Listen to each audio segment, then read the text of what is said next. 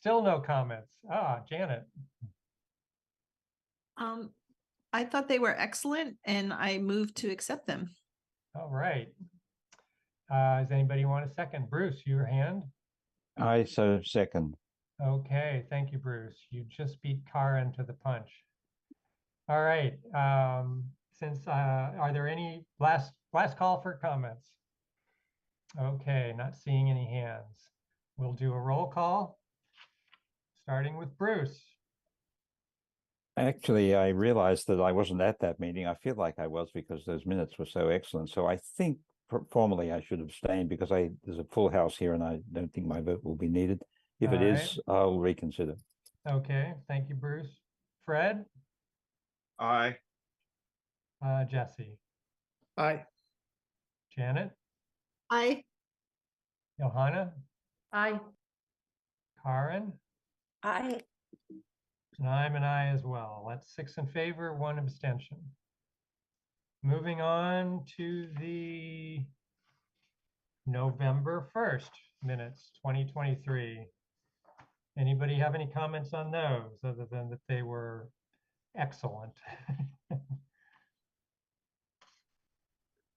All right, I noticed that the type on those was smaller. They were, I think, probably one of the longest sets of minutes I've seen in a while. So Chris and Pam, thank you for your diligence.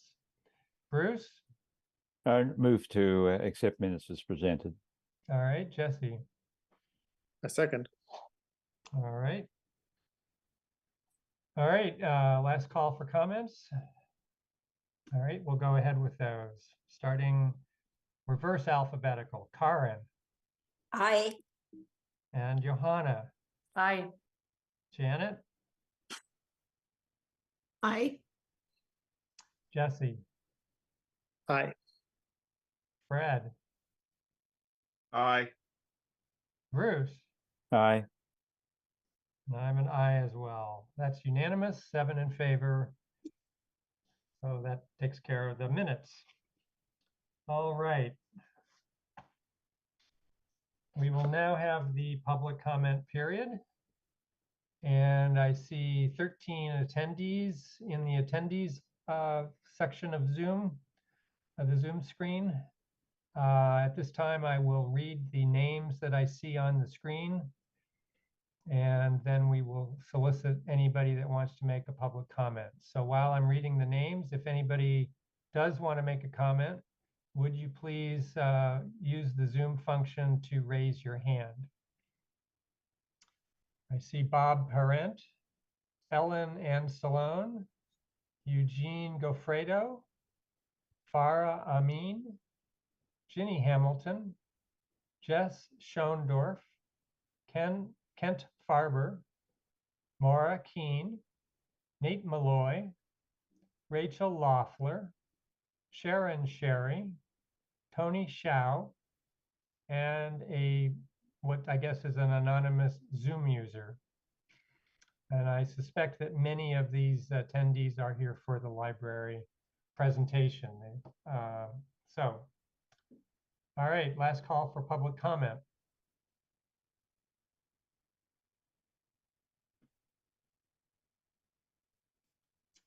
Okay.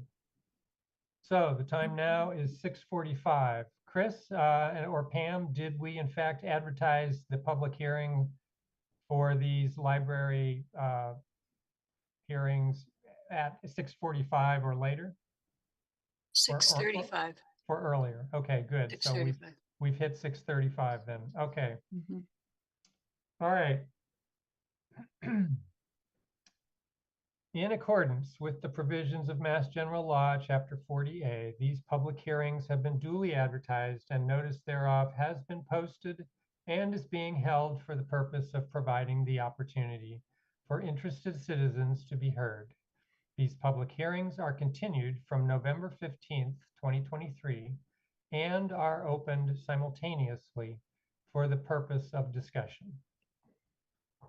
So we have SPR 2024-02, Jones Library, 643 Amity Street, request site plan review approval to remove and replace 1993 addition with a new addition that meets current codes and improves accessibility and access under section 3.334 of the zoning bylaw in the BG General Business Zoning District, map 14A on parcel 36. The second hearing is for PMSPP 2024-01. Same entity, same address. Request special permit to continue and enlarge structure with existing non-conforming dimensional setbacks in accordance with section 9.22 of the zoning bylaw. Also in the same BG district on map 14A and parcel 36. And finally, SPP 2024-02, Jones Library 43 Amity Street, request special permit to extinguish the previous special permit FY90-07 pertaining to the 1993 addition proposed to be removed. Also in the same BG district, map 14A and parcel 36. All of these are continued from November 15th. Any board disclosure since since we originally opened these hearings? All right, in that case, we will welcome Sharon Sherry and her design team. Welcome back. Hello, everybody. Thank you so much for having us. Pam, can I ask you to let in Ellen Anceloni? Yes, absolutely. Mhm. And then I'm just going to turn it right over to Ellen once she joins us. She should be on her way. Yeah. Sorry about that, Sharon. No, totally fine. It's all good. Okay. Hi, Ellen. If I thought that I would just turn it right over to you. Yes, and that's you're fine. done. Yes, thank you. Thanks everybody for letting us come back to see you tonight. I missed last time we were here, but I'm all caught up to speed. Tony Chow's with me, and we have our fantastic landscape team from Berkshire Design here. And we are going to address the questions that came up. We got from Christine, and we're going to do those one at a time. And I'm going to let Tony kick it off. Tony, would you mind sharing your screen? Good to be with you all, and I'm going to share a screen and see if this comes up. And let me know if you see it. Good. Yes, we do. Yes, perfect. Okay, great. So we are going to, as Ellen said, directly address the questions that arose from the last planning board meeting, and we're going to just go through slide and point by point, and Rachel and I will sort of share this part of the presentation. So I'm just going to go right at this, and let me shrink the screen size a little bit. Okay. So the first question related to lighting, and there were some questions revolving around historic light fixtures and comments about them being shielded or dark sky compliant and potentially glary, and also does it adhere to town standards and as well as the planning board requirements and zoning bylaws. So I think this also is going to get at how we've addressed some of those questions, as well as the issue revolving around the selection of the light fixtures as well, and the rationale behind that. So I know there's a lot of dense information on this slide, but I'm going to let Rachel sort of give the kind of overview, as it were. Great, thanks, Tony. So we have a lot of goals and priorities when it comes to lighting on the project, and some of them are inherently in conflict with each other. So I'm going to outline those for you, how we came to the plan we have. One, it's a trick in site design, is removing vertical barriers between the front sidewalk and the main entry, or in this case, both sides, the north entry and the south entry. So as much as we can, we want to avoid having pole mounted lights really close to the building. Aesthetically, that kind of says you're not welcome here. So the second goal is that it's really dark there now. It's really hard to see. We've heard comments from lots of different groups and boards that especially the north side is really dark and security and safety is an issue. So we're trying to increase illumination to safe levels, but not too bright. We also are trying very much to minimize glare and overall light pollution to the night sky using full cutoff fixtures where possible. In the case of our other priority, is a little challenging with when we use the historic fixtures on the historic facade. And then we're using contemporary fixtures where it's appropriate to clarify that this is something new, like in the back. But also in the case of the bollards in the front, the historical bollards actually do not cast enough light to meet our illumination standards. So that's the case where we opted for a more contemporary fixture, but we're nestling it in the bushes so that the visual appearance of it is sort of buffered by the bushes, but you still get that good foot candle, that good lighting on the pathway so you can see. And then also the other thing we're thinking about is, I know the library staff is really challenged with maintenance, as much as we can, trying to minimize maintenance. So anything that is vertical, really close to a sidewalk, like if it's right up against a sidewalk, that can be really hard with snow removal and mowing and things like that. So trying to pull fixtures out of those ways. So in terms of the zoning guidelines for the lighting, we're trying to not have any fixtures higher than they need to be. So we are using a 12-foot high pole mounted fixture in the parking lot. We're using a 10-foot high pole mounted fixture in the way back of the north garden. And then everywhere else we're using building mounted lighting or the bollards where we can't achieve lighting through those strategies. All the lights are downcast. That means that they're directing light down, except for a couple of the historical sconces that are on the front of the library. We feel that we're very lucky to actually have some of the original fixtures from the library still at the library, and that we're able to find some fixtures that match for those areas. And then we're also really careful about choosing fixtures that touch the 1913 facade. We don't want to introduce anything that's modern or contemporary on the facade touching it, because that really respect it. So I think that's it for our lighting. Do you want to talk more about the lighting, Tony? Yeah, I just reinforced what Rachel said, and just as a reminder, the fixtures in particular are on the building, are in this location. I don't know if you can see my mouse circling it, but at the front of the historic F1, F2s, and generally all along here in F3s and F4s. These are the ones that are really engaging directly on the building. And to the upper right here in the image in this location, this is a reminder of what we were proposing. The F1 actually is a historic fixture that exists, as is the F4. So those will be retained, even though they do not, of course, currently comply with local lighting standards. But because they're historic in nature, we certainly believe they're appropriate and historic, in some ways grandfathered in. And then the rest of the fixtures that are also proximic to that, such as F2, F3, F5, these fixtures, again, are simply trying to, F2 and F4, excuse me, and F3 are trying to all play in the same language as these historic fixtures that are shown in F1, F4, F5.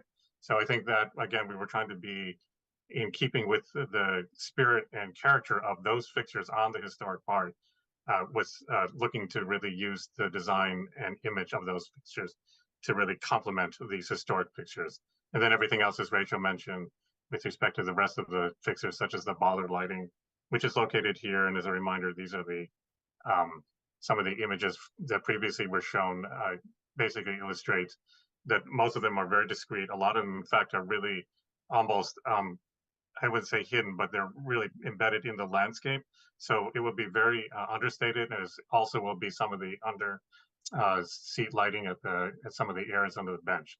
So those are just a reminder of where we are with respect to that. And then again, just the recall that Rachel mentioned about some of the pole mounted exterior lighting fixtures, some of which are existing and historic, and others which are going to be replaced.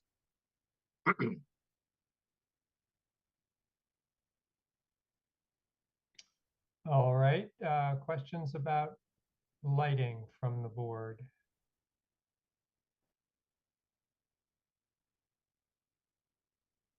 All right, why don't you go on to the next question? Actually, Chris, I see your hand. I wanted to address the issue of the lights that don't comply with town standards. And if the board wishes, I know there were some reservations about those lights expressed last time, but if the board wishes, the building commissioner had the suggestion that you could approve those existing lights as well as the proposed lights. You don't really need to approve the existing lights, but the proposed lights that are similar to the existing ones could be approved as part of the special permit 9.22, which is allowing the expansion, enlargement, and renovation of the existing building and its nonconformities. The advertisement specifically related to setbacks, but you could incorporate lighting as well, since these lights are attached to the building. So that might give you some an avenue by which you could approve them if you choose to do so. Okay. Thank you, Chris. Tony, could I maybe lost the track of your conversation there. The F1 and the F4 are existing, is that right? Yeah, so thanks, Doug, for the question. So the ones that are highlighted F1, In F4, blue. F5 in blue, these are existing fixtures. And the images that relate to that are shown in these small snapshots. Here's F1, F4, F5. So these exist. Oh, so the blue on the plan is what Yes. you're talking about. These are the existing fixtures, correct? And so that whole cluster of F2s that's on the front of the building, Mm-hmm. those are new fixtures attached to the building itself Correct. in a location that previously did not have a light.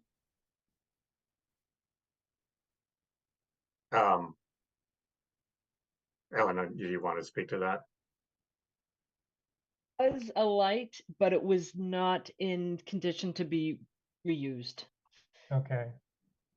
And it wasn't historic as the ones that are highlighted in blue are historic. Right. And just from, we work on a lot of existing buildings and we're thrilled to have these original lights that we can restore for the project. Right, but I'm talking about the F2 fixture, which is a new fixture, correct? Correct. Yeah, which one? Let me just, I'm There's- gonna put there's this at on a least- bigger There's screen. 4 F2 fixtures on the front of the building that are not blue, Those are new to the building. and there was not a previously a light fixture in that Correct. location? Correct. Okay, But we need, and as Rachel noted in the beginning, the front of this building is quite dark. And we do need to illuminate it for safety in the walkways. okay. And as I understand it, the reason that we didn't use some other fixture in the vicinity is that at least Rachel had referenced something that pole-mounted fixtures are perceived as an obstacle. Yes. Okay, Yeah, the F1 that's there now is not sufficient for that front plaza area. It's very much okay. so we needed the F2s on either side to bring it up to safe Mhm. levels. All right. Janet, I see your hand. So I've been pondering these lights, and I actually thought, so we don't need to approve the lights that are already on the buildings, they're there, right?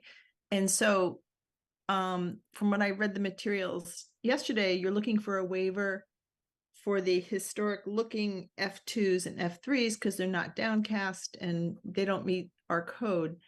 And I was looking, I don't see any place in the in our bylaw that lets us waive the lighting requirements there. And so I'm not sure how we can give you a waiver that we're not allowed to give. And I mean, I think Chris is suggesting that we can go under section 9.22, saying there's a nonconformity somewhere else, so we can do it more nonconformities in other places. I'm a little uncomfortable with that. I'd like to hear from the town attorney about whether we can do that. But I also totally appreciate the effort of picking lights that will look good on the Jones and kind of match what's there. And so I feel a little stuck in terms of this issue. And I wonder, if the town attorney thinks that 9.22 can be stretched to include this, I guess I can go along, but I feel uncomfortable in sort of an expansion, everywhere in the building on all different things, like because some part is non-conforming, we can look at all these other parts. But if there's some place in the bylaw that gives us a right to waive the lighting requirement, I'm all for it. Okay, great. So if we voted on this evening, you would be a no until you hear from the town attorney. It's kind of, I don't know even how to vote because I don't see the authority we have to waive. So. Well, I mean, I guess the question is whether we'd be comfortable moving forward with approving them under 9.22 on the advice of the building inspector. And it sounds like you would not be. I mean, that's pretty clear. Yeah, 9.22 is becoming sort of a highway for nonconformities. I'm comfortable using it if the town attorney says that's fine, but it seems like we're reaching to that a lot in ways that seem sort of novel and unusual to me, and I'm not comfortable. Okay, thank you. Bruce. When I expressed my disenchantment with the surface-mounted fixtures last week, it was entirely in relation to their flanking entries, and as people approach an entry, there's a glare potential. Not a potential; it's a fact. It's inevitable.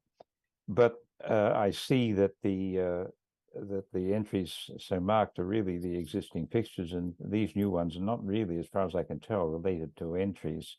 They will add a kind. I think they're intended to add a kind of sparkle around the facade, and so I feel a little differently than I did last week because of that. So, I'm not averse to what is being proposed from the point of view that I expressed last week. So far as whether or not we're able to approve something that's non-conforming in this way.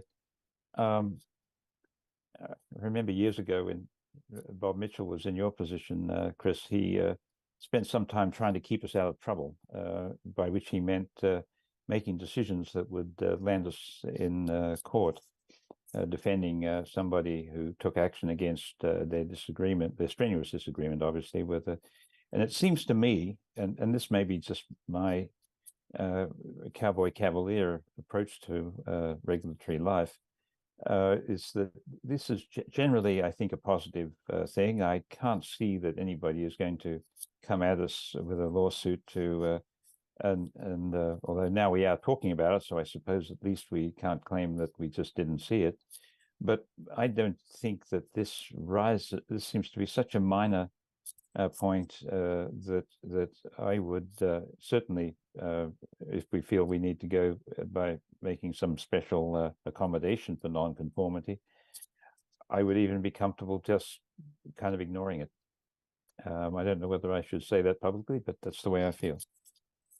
Okay. Thank you, Bruce. Johanna?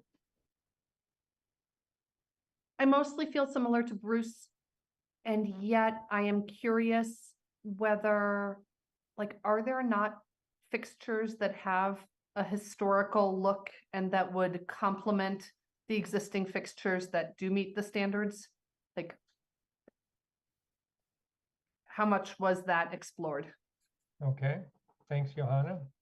Yeah, I guess maybe we should ask the applicant for that. I mean, I can imagine that maybe the upper half of some of these globes might be coated with a, opaque white or something to keep the light from going up. So what kind of investigations were there for that?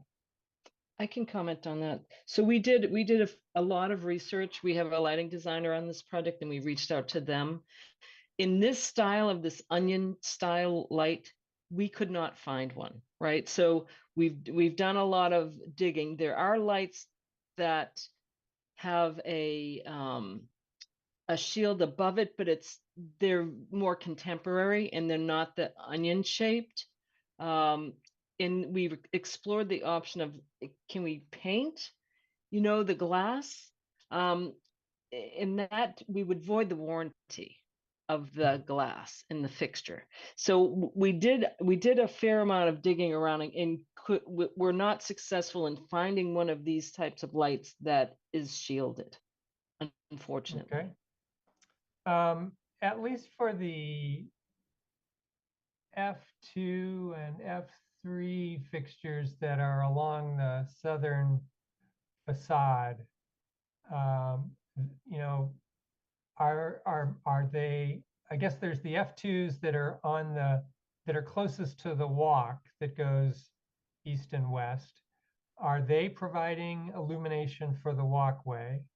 And then the F2s and F3s that are a little bit further back, yeah, such as those, Tony, are they just providing sort of general illumination, or are they also related to walkways? I guess there is a walkway there on the west side, and the one on the east side is associated with that service entrance. Is that right? Yeah, Go ahead. I can speak to that. The F2s on the front or flanking the F1 were essential to bring up the foot candles for safety.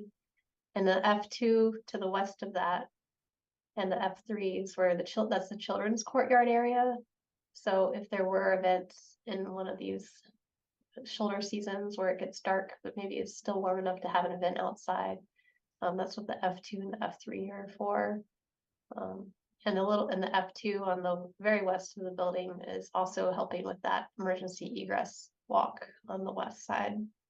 Uh-huh. And I mean, I guess modern versus historic appearances aside, could that illumination be provided by the same kind of bollard you're using elsewhere?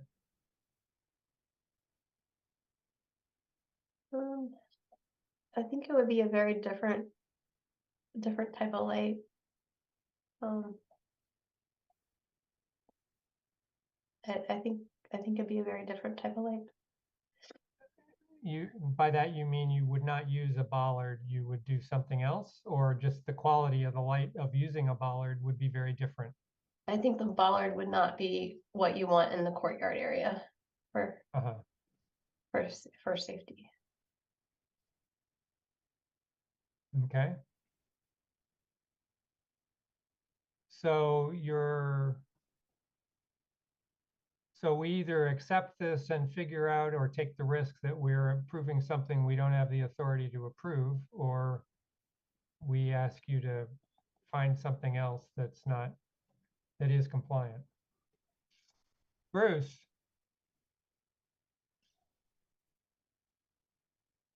Oh, sorry. Janet.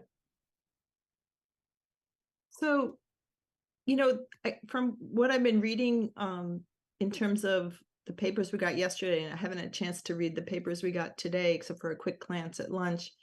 I don't think we're going to approve anything tonight. So I think we definitely have time to ask the town attorney for a quick opinion on this. So I urge us to do that.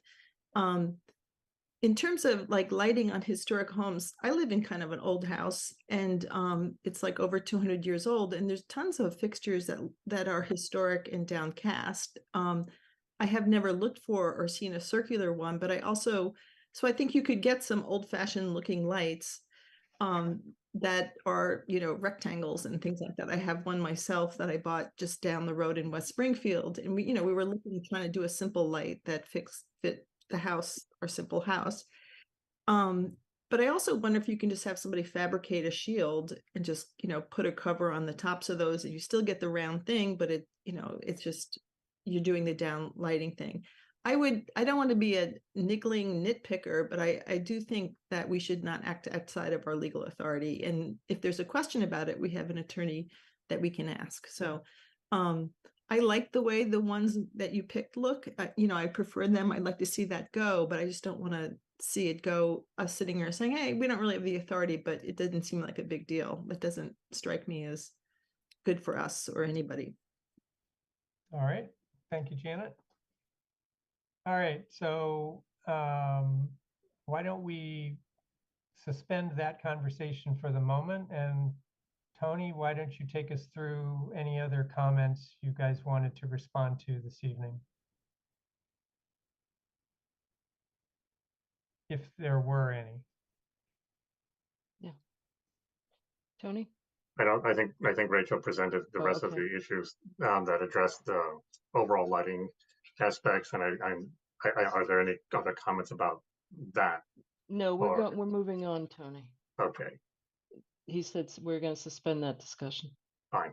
Okay, so the next part was a question about the design related to the element that is attaching to the historic portion of this element on the west elevation. And some comment was relayed about the some ways design or quality of this feeling a little bit incongruous with the fabric, and was the question whether a curve basically could be reintroduced back that emulates more the characteristic of it, particularly as one looks at the right hand side here. So we restudied this further, and to the left here, this was the previous design that we presented the last time. And then the subsequent revised design is showing this. So I'm going to point out a couple of things that have adjusted. First and foremost, you can see right away that the end of this particular element here is now reintroducing the curve back into the shape of the portion of this roof. I will also point out, and you can see here in the plan view, the doorway itself coming out of the children's library is recessed. So there actually is going to create a more pronounced sort of, kind of overhang element here that is also in characteristic like here. So therefore, we believe this is now attempting to redress the nature of the fact that the curved portion of the end element of the roof is reintroduced and brought back. And we're also further extending it more here so it doesn't simply look arbitrarily cut off here, but really re-engages the entrance to the children's library. So that is the primary thing that we made adjustments in response to the planning board comments the last time. So that curve is replicated from the original, It is exact replicating same. the original. Yes. Yep. As was requested. Right. All right, and would that surface be the same artificial slate, or would it be transitioning to something that's able to handle the reduced slope better? I think there's a portion of that that's copper right now, Doug. But if it is copper, we'll go back with copper. And one of the things that we do have to go, we'll use both slate and copper, but this detail is tricky and we have to make sure it's watertight. Yeah. So it's a combination of, step flashing, slate and copper. Right, and you can see Dylan's point, that's why we have the gutter here, so that we properly design and detail this, so that when elements in water and other things come down this roof, it is coming to a point which goes to the gutter that then drains off the building. So yeah, this is it. All details that we are evolving on the assumption that if this design is approved tonight, and we will proceed to advance it. Okay, great. Just a side question, the window on the first floor that's to the left of that downspout, looks like it's gotten larger. Have all the windows along that elevation and grown or anything? No. Looks like maybe they did, huh? No, I I don't believe- think they.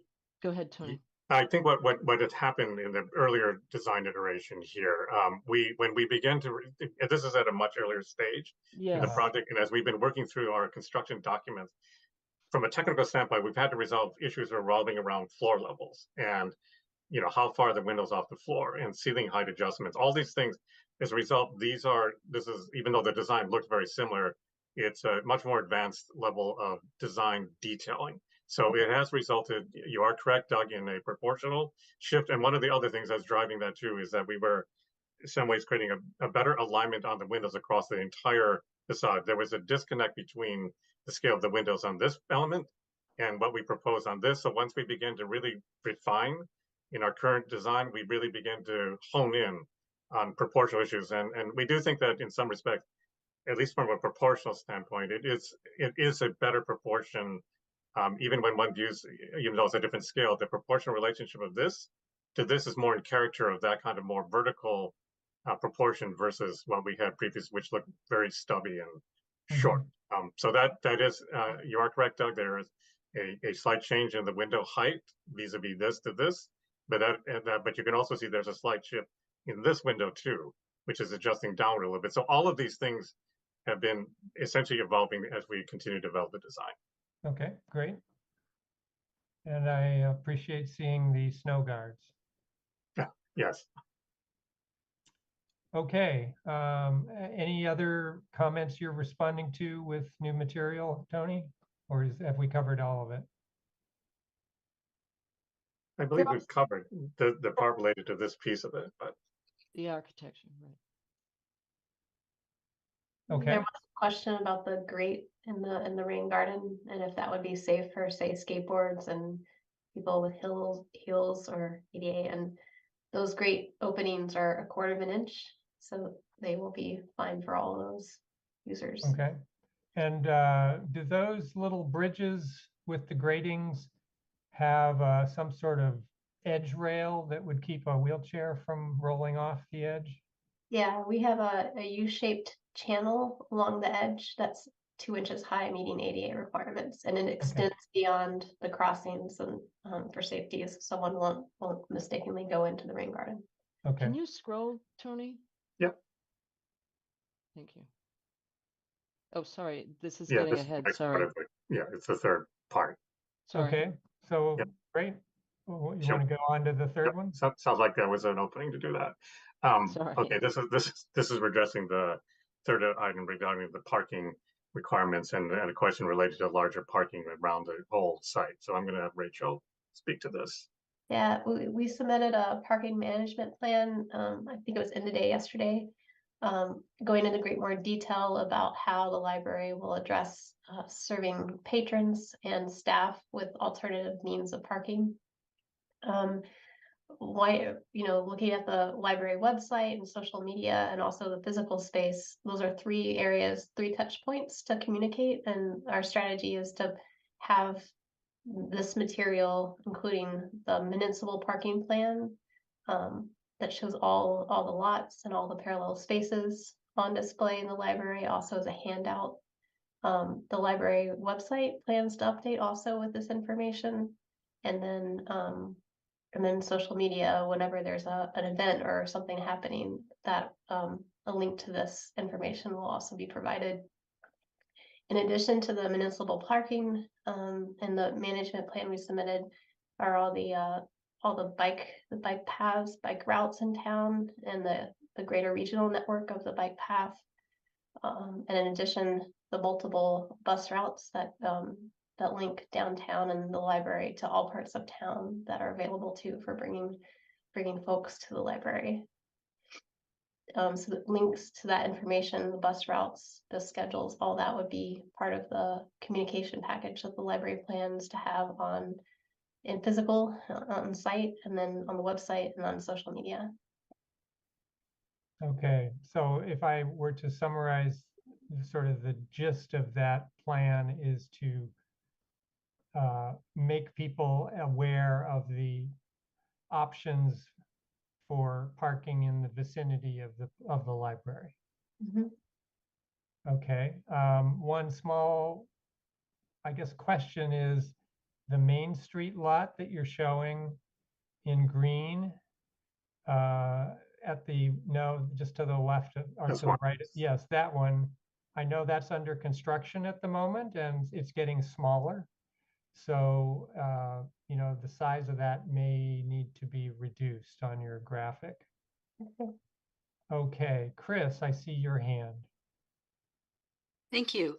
So this map here is a map that's produced by the town. Oh. And this map is something that I sent to the applicants because it's the map that is the most instructive about where parking is in town. I believe that the town will be reissuing a map that shows an updated version of this. And now that the Main Street parking lot has gone away, we'll need to do that. But for now, this is the map that the town is, showing on its website and sending to people. And this is the town's map of where parking is available in the downtown. All right, thank you for clarifying that. I thought it was a library produced illustration. Janet. I thought this was an excellent information to present to people. I found it informative, and I've been here for 20 years. It's obvious that we're not going to get 500 parking spaces on the library. I also thought maybe you could add on the parking materials that after 5 o'clock, anyone can park in permit parking spaces, because there's tons of spaces all around town that are available after 5 o'clock. And a lot of people don't know that. And I think that would just be another piece of information, that you can be in permit parking after 5, because there's permit parking steps away from the entrance to the Jones. All right, great. And sounds like that comment actually ought to go to Chris and the town when you next update your map.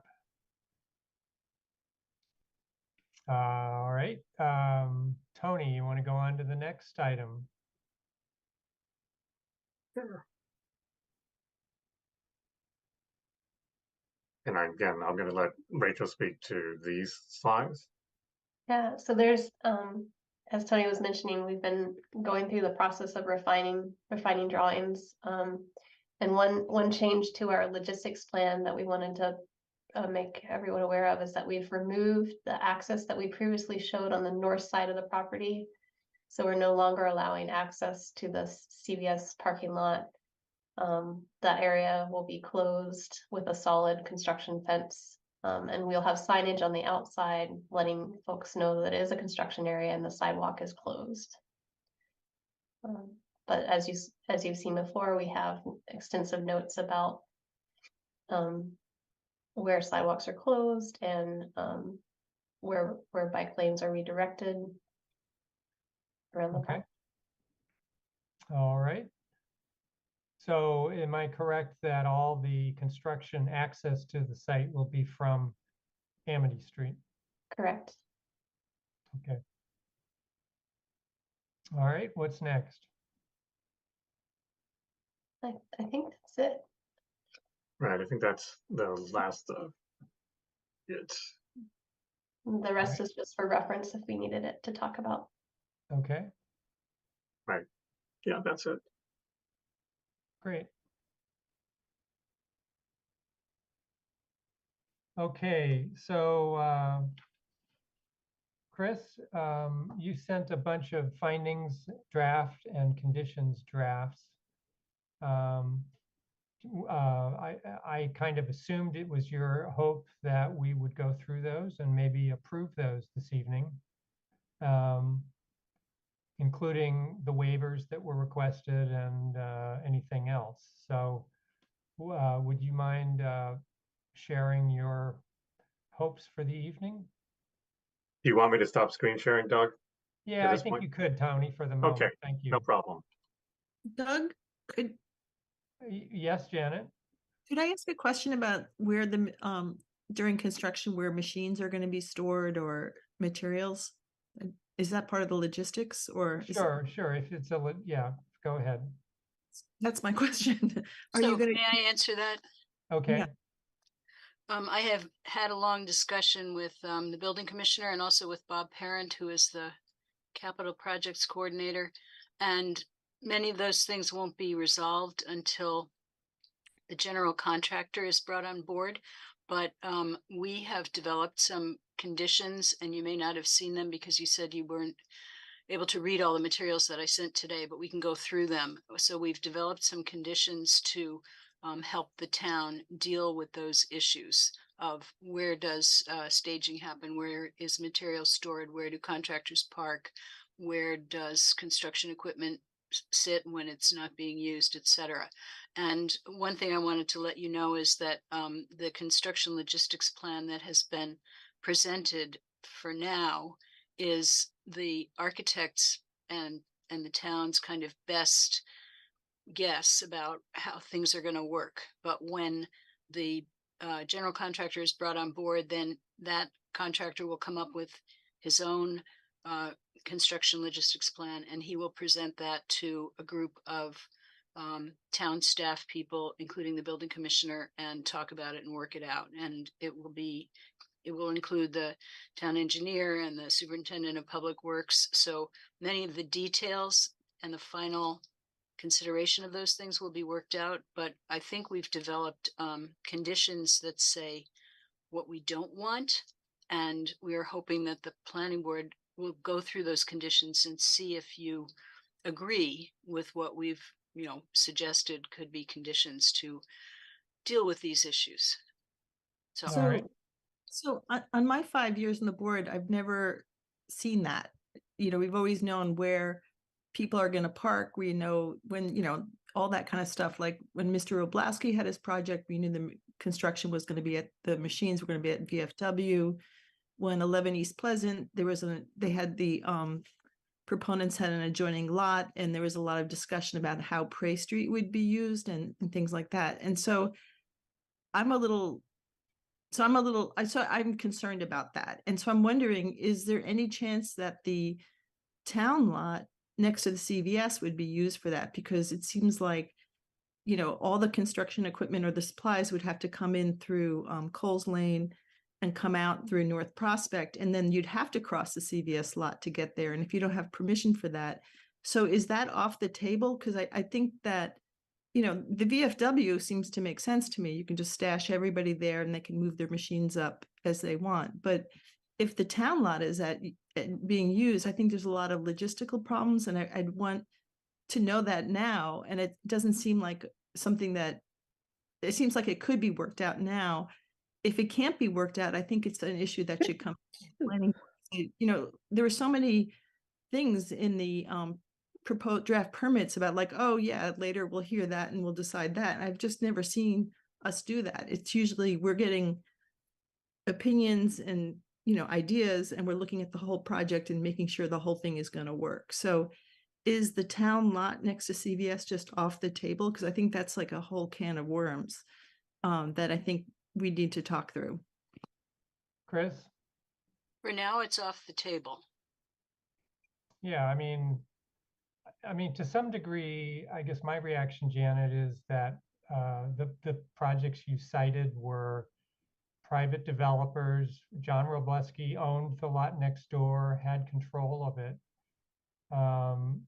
Archipelago owned where the pub was, had control of that, had worked out easements. And this owner is a different kind of entity and doesn't own adjacent lots that it can promise.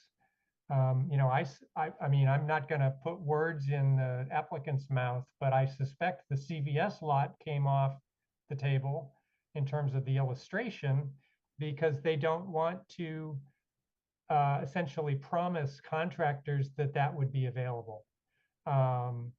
And that if a contractor wants to make a deal with the CVS lot owner, that can be part of their bid, and that would enable them to maybe reduce their costs. So I'm completely speculating. I don't need anybody on the applicant's team to tell me what your actual motivation was, but that's my suspicion. And this is a different, I mean, it's very common to have preliminary construction logistics drawings in a bid set that lay out, again, kind of what was described, the architects and maybe the owners, speculation for how you might do it with what resources are available from those two entities to enable to help the contractor. And there aren't a lot of resources right here that the town can offer. So I think that's why it's shown, pretty limited.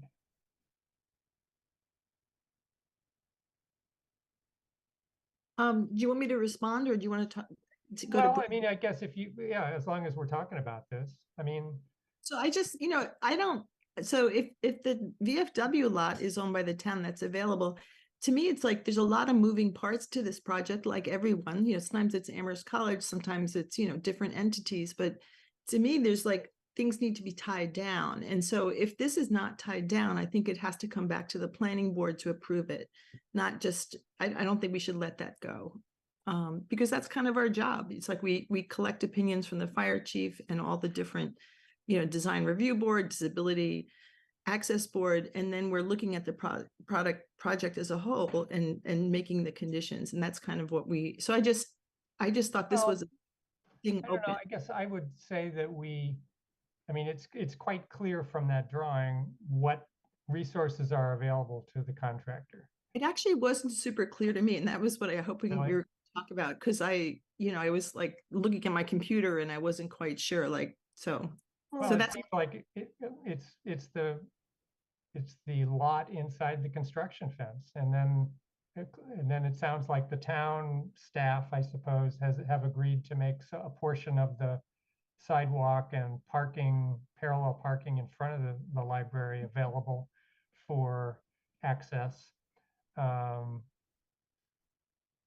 I mean, we don't usually have contractors come back and talk about how they're actually feeding the lot or, managing construction. no, I'm not. Um, Are they going to store machines in those areas like overnight? That's what I've always. Well, I mean, different contractors may have different approaches. Okay, so that's enough. Okay, but I'm just saying, if it's going to be machines all over the place on North Pleasant and all North, so Well, if let's say hypothetically, one contractor might say, "Oh, I've got a lot 3 miles south in South Amherst. I can put all my stuff. I'll stage it there, and I'll bring it up as I need it." And another one might go to half a dozen houses just down Amity Street and say, "Hey, I want to park in your driveway, and that's how I'll feed the lot." We don't know how people are going to do it. And it'll have different cost implications for all of them, for each of them, in terms of how their bid comes in. Doug? Okay, Bruce, you want to put in your 2 cents, or you want to change the subject? No, first of all, we should see what that fraction of the draft conditions looks like, because Chris has already said that they've addressed this. It's just that it's not definitive. And I don't share Janet's concern at all. In fact, I would be concerned if we tried to do differently. It's a bit like I don't know, a Broadway production or some kind of production. You can have the playwright in place and you can have the producer there, but if you don't have the director, you don't know what the play's going to look like. And we don't have the director. That's the constructor. Trying to do this kind of thing without the constructor is lunacy, because you don't have the third leg of the stool. The stool's not going to stand up. You have to wait for the constructor. It's common sense. And I can't imagine that we wouldn't ordinarily do that. And if we did, we ought to be hauled to order. No, this is the way to do it.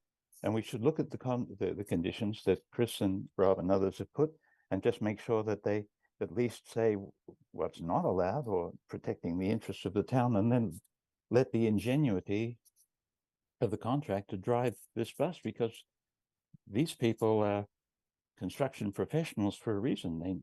They're very smart, very clever, and very imaginative, and we can't begin to imagine what this metaphorical play might look like until they get on board. I have no concern at all about this. All right, thank you, Bruce. Other comments at this point, or should we let maybe Chris? Do you want to bring up do you want to start with the findings, or do you want to start with the conditions? I think we usually start with the conditions, but it doesn't really matter to me. I don't remember. Actually, I don't remember whether we start with conditions or findings. I would be happy starting with conditions, I guess, because that seems to be the topic of conversation, and then we can go to the findings after that. Okay. So let me just Well, I won't even say that. No. Okay, so let's read through the conditions and we can edit them as they come along. And we do have Bob Parent in the audience as an attendee, so he may have some ideas or, answers if people have questions. So I'll start reading and we'll see how long my voice holds out. And then maybe one of the other members of this group could pick up with reading if I start to fail or cough, because I do seem to be getting a cough. All right, Anyway. Chris, yeah, we'll be happy to do that. Okay, so the first conditions are the general ones. The project shall be built substantially in accordance with plans submitted to the planning board and approved on whatever the date is that you approve them. The project shall be managed substantially in accordance with the management plan submitted to the planning board and approved on the approval date. Substantial, does Bruce have a question about these, or does his hand just? Well, let's see what Bruce has. Just a small point. It's not small to an architect, but it might be to others. But plans is, I would say, documents is the more all-encompassing words. Okay, that's a good idea. Yep. Let me get my paper copy of this documents. Thank you. Thank you, Bruce.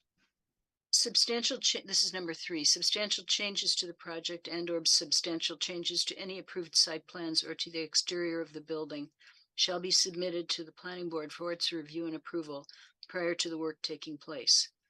The purpose of the submittal shall be for the planning board to approve the change and or to determine whether the changes are de minimis or significant enough to require modification of the special permit or site plan review approval. That's kind of a standard one. These first 3 are pretty standard, as is the 4th one. Landscaping shall be installed in accordance with the landscape plan prior to the issuance of the final certificate of occupancy, and once installed shall be continually maintained as needed. All disturbed areas shall be loamed and seeded unless otherwise specified.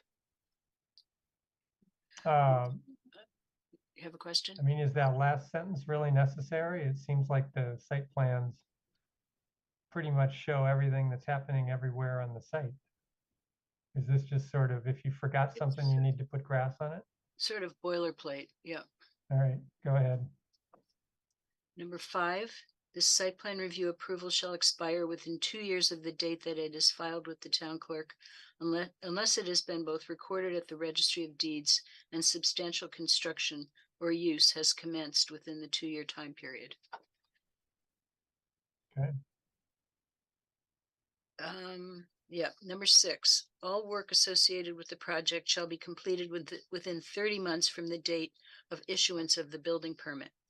If more time is needed, the applicant shall come before the planning board at a public meeting for review and approval of a construction and completion schedule for an extension of time. Number 7, the principal use shall remain a not-for-profit library. Okay, that's the end of the general ones. Now we're going into the building exterior and site improvements. Number 8, prior to the issuance of the building permit, the site plan drawings, including all utility work and work within the town right-of-way, shall be reviewed and approved by the town engineer. This came about because we have not received comments from the town engineer, and that is for a couple of reasons. One is that he received the drawings that were submitted, the drawings and documents that were submitted in September, and he was about to review them, and then we became aware that there are changes that are kind of happening as we speak. So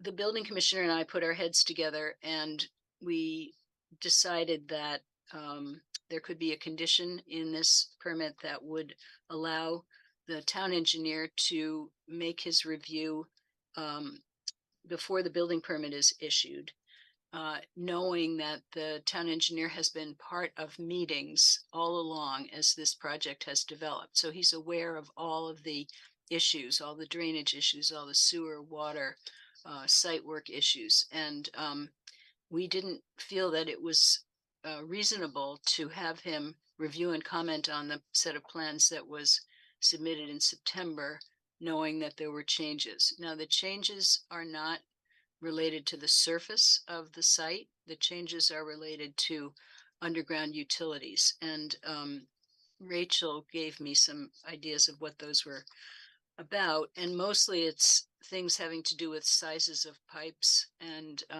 the size of the stormwater detention area in the rear of the building, things like that, that the town engineer needs to look at carefully, but they're not things that the planning board normally has a lot to say about. It's all underground. So we felt comfortable with putting this condition in here, and I hope that you do too, and I encourage you to consider it. So, Chris, I guess it occurs to me that one sentence before what you've drafted might be useful. Something to the effect that the surface features of the site shall be constructed in accordance with the plans submitted to the planning board, which limits the change. So that addition would limit the site and the town engineer to approving adjustments to things that are below ground. Is that reasonable? Or, I can imagine a catch basin might move, which is something that's visible on the surface, but if everything else is below underground, then you're right, we usually don't worry too much about it as long as the town engineer is okay. I do see your hand, Janet. Can I answer that? I think Yes, that please, Chris. condition 3 kind of takes care of that. It says substantial changes to the project or substantial changes to any approved site plans or the exterior of the building shall be submitted to the planning board. So if there were changes to the surface that came about as a result of the town engineer's review, they would automatically come back to you for you to decide, are these de minimis changes or are these things that need to come back for an amended site plan review? Okay. Chris, or rather Janet? So I've actually never seen a permit like this, which leaves things open for the town engineer. And so I'm, when I read this, I just kept on thinking, well, we haven't heard from the fire chief. We haven't heard from the town engineer. He hasn't reviewed. I had questions. Yeah, I wasn't even clear what the disability access people were asking for. And I just, is there a time crunch on this? Because it seems to me that, I just have never seen us not hear from the town engineer and all the people listed here before. And, can that get done in the next 2 weeks so we could, have a chance to see what changes have been made to make sure the project meets state requirements, that the town engineer is okay, that the driveway is fine, that, this is like a whole list of like, this person will tell us and you'll listen to them, and we are giving a permit saying, listen to them. I just haven't ever seen this in 5 years. And I just understand, why don't we just wait, hear from these town officials, from these boards, and then just, there's plenty to talk about without, trying to draft something that is like, okay, if something changes, we get to see it, if it's substantial. And I don't know, I don't understand this at all. I just think we should, keep talking about the project, add conditions, wait to hear from our town staff, and then take a vote. Okay. Chris, do you have any thoughts about that? Yeah, there have been cases in the past, and I can think of at least 2 where the planning board or the zoning board of appeals approved a set of plans, and then they went back later for review and approval by the town engineer, specifically with regard to drainage, but also with regard to other things. So Kendrick Place up in North Amherst, which is at the tip of Triangle Street and East Pleasant Street, was one of those cases where the town engineer reviewed the stormwater management proposal after the planning board made its approval. The other one was Aspen Heights.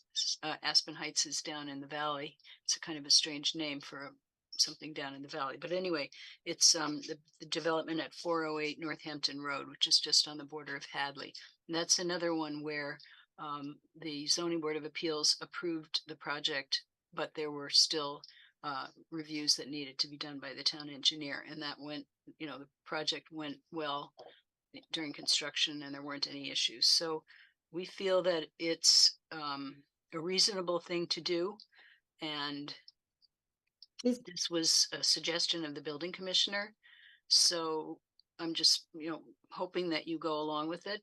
If you're not comfortable with it, we'll, you know, go back and have the town engineer review the plans that are being developed now. But it really, I understand from the library and from the architects that they're very eager to get this approved so that they can apply for their building permit.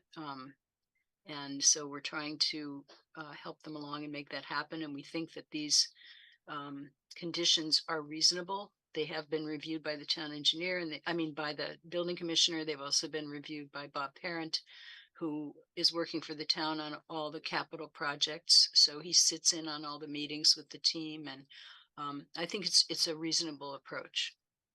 So Okay. there is no rush. It's just, there's no like reason to rush other than they want to get a building permit quickly, but they still have to go out to bid. So I just wonder if we can wait a few weeks and have all our ducks in order and things like that. I feel much more comfortable with that. You know, I also think there's issues with the Strong House and it's a really tight site. So maybe moving an underground thing is going to change or affect something else. And anyway, so I've said enough. Okay. Thanks, Janet. I guess at this point, given Janet's concerns, are there other board members who feel the same way? And if not, then I would conclude that the majority of the board would like to continue going through these conditions and then the findings. All right, I don't see any other hands. So Chris, why don't you continue if you're able with the draft conditions? Okay, I think we were on condition 9. The final stormwater management system design and stormwater drainage report shall be submitted to the town engineer for review and approval prior to the issuance of a building permit, and shall include pre-construction and post-construction stormwater runoff and stormwater volume calculations based upon soil testing results prepared and stamped by a licensed professional engineer. Number 10, the review of the final stormwater management system and required materials shall confirm that there shall be no increase in rate of stormwater flow caused by the project post-construction when compared to pre-construction conditions, and that the stormwater management system is designed in conformance with the DEP stormwater management standards and technical specifications. Both conditions 9 and 10 were taken from the Aspen Heights Zoning Board of Appeals decision. Number 11, prior to the issuance of the building permit, the site plan drawings shall be reviewed and approved by the fire chief or his designated representative. Again, Chris Bascom, who is the captain in the fire department, who's in charge of safety and fire protection, fire safety, has been sitting in on a lot of these meetings with the team, the design team, and has been following this project. He has not submitted comments to the planning board. But he is very aware of the design and what's been going on with it. Number 12, the town engineer and building commissioner shall inspect the construction of the entry driveway and all on-site paved areas for conformance to town standards. Number 13, all on-site utilities shall be underground. Number 14, unless otherwise approved, with the exception of traditional wall-mounted fixtures that were chosen to match or be compatible with existing fixtures, all exterior lighting shall be dark sky compliant and shall be downcast, shielded, and shall not shine onto adjacent properties or streets. Is there more to be said about that one? Why don't we, come back? I mean, You want to flag it and come back to it later? yeah, well, I mean, I guess we did put this aside, and Janet, I know you had some concerns. You want to say something else? So I think you're supposed to turn the lights off after business hours. And so I know there's some safety issues in the back of the lot and things like that. So that, that's one of the requirements of the bylaw. So. Chris, do we have the sort of usual language later in this about when the lights are on or off? I thought we did, but we may not, so I can include that if we All right, didn't. so that's a good comment, Janet. Sharon? Yeah, thank you. I would just like to comment, obviously we'll have the lights on and off whenever you all need them to be, but there are people who sleep on our property, and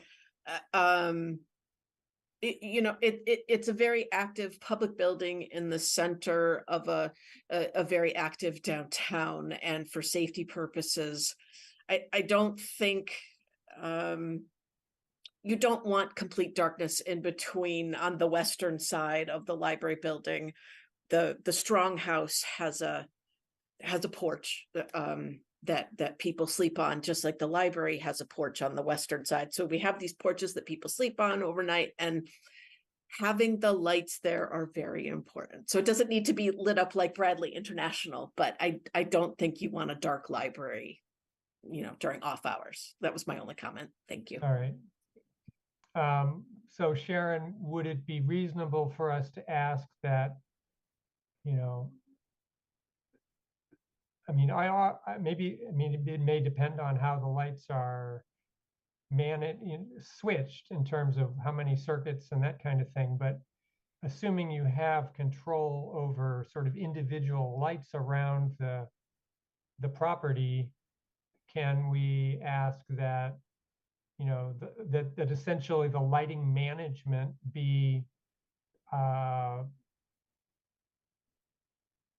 designed to maintain security while minimizing the presence of unnecessary lighting, when the library is closed? Something, I realize that's awfully squishy, but I think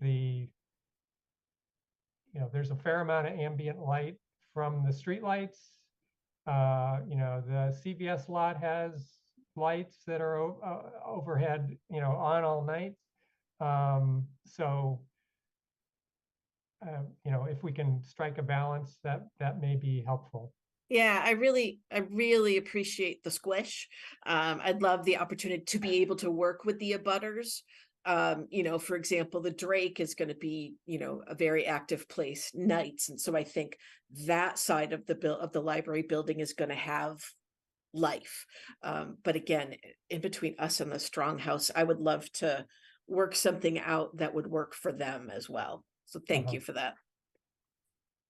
Okay, so Chris, I don't know how that conversation translates into a condition, but I know you're good at drafting conditions. I'll have to think about that. All right. Okay. I think we're up to number 15. I mean, Chris, actually, one other thought is just do we ever have lighting management plans?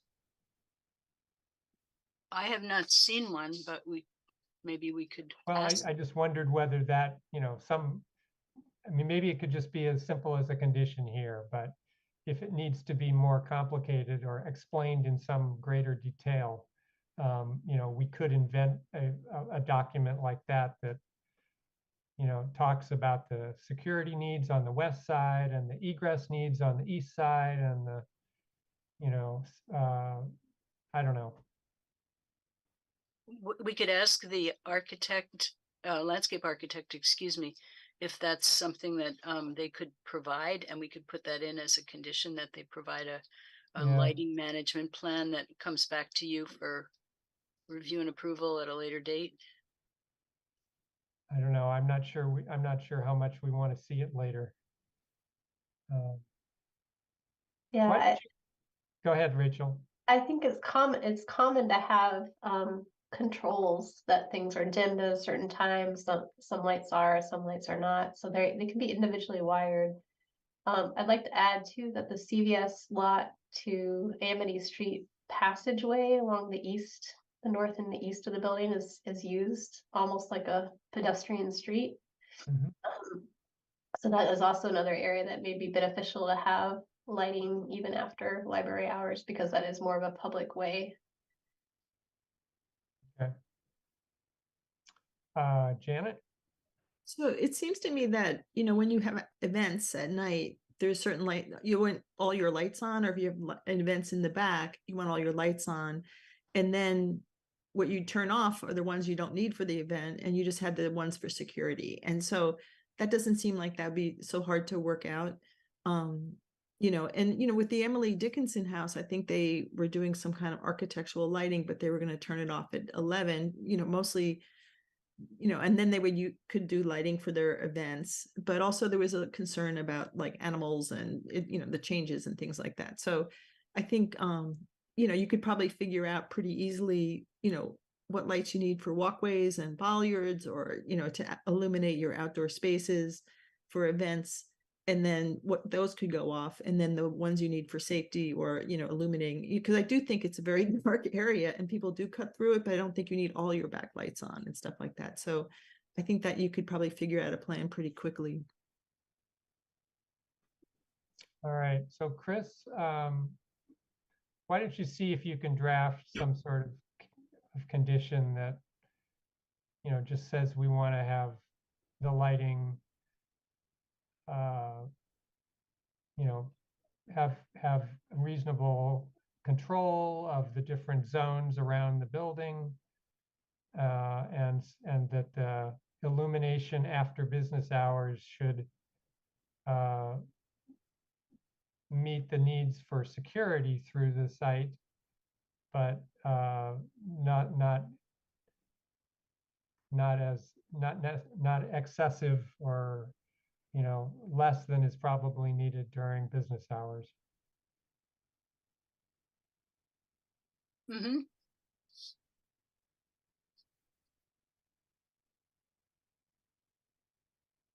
Okay, right. I think I've got that. We ready to move I on? think, yeah, I think we were up to numbers 15. 15. All air conditioning units, communication devices, and all other outside mechanical equipment shall be placed on the roof of the building and not on exterior walls or within windows. Any equipment, whether located on the ground or on the roof, shall be screened from view and noise muffled with fencing, plantings, or other suitable materials, following the approved plans dated, whenever the date is of the approved plans, and prepared by Feingold Alexander and the Berkshire Design Group. Is there equipment that's going to be on the ground?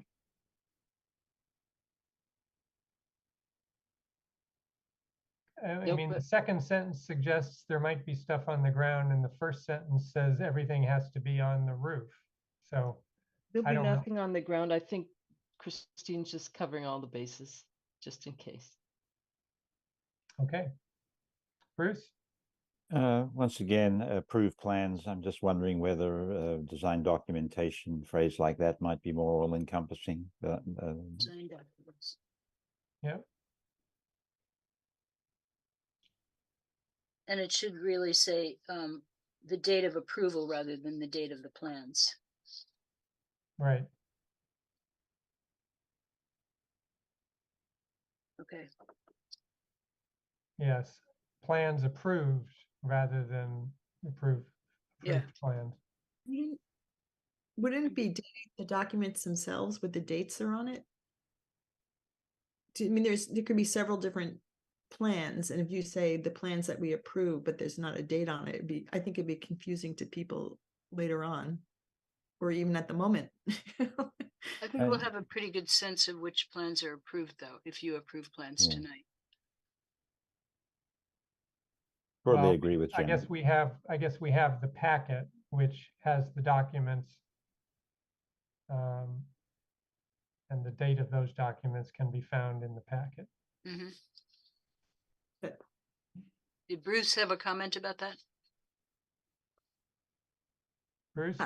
No, other than to say that I broadly support Janet. I think it's nice to know the specific set by date. Okay. So you'd rather have the date of the plans rather than the date of approval. I would expect so, yes. Okay, I mean, Chris, you probably could put both dates in if you wanted. great. Alrighty. That would be cover all the bases. Number 16, all utility work and work within the public right-of-way shall be conducted following the regulations and permits of the town of Amherst. Number 17, all work within the town right-of-way shall be reviewed and approved by town council prior to the issuance of a permit. I don't know why it says that, of a permit and the start of work. It says permit building, it should say building permit. Is Um, there, I'm sorry, Bruce, I'm sorry, Yes, Janet? is there am I reading a different document? Is this, I have one that's dated 12/5/23. This Is is this- a document that was sent out this afternoon. It's 12/6/23, and it contains edits from inspection services from Rob Mora and Bob Parent. Oh, So, okay. That's why I'm confused. Okay. All right, thanks, Janet. Fred?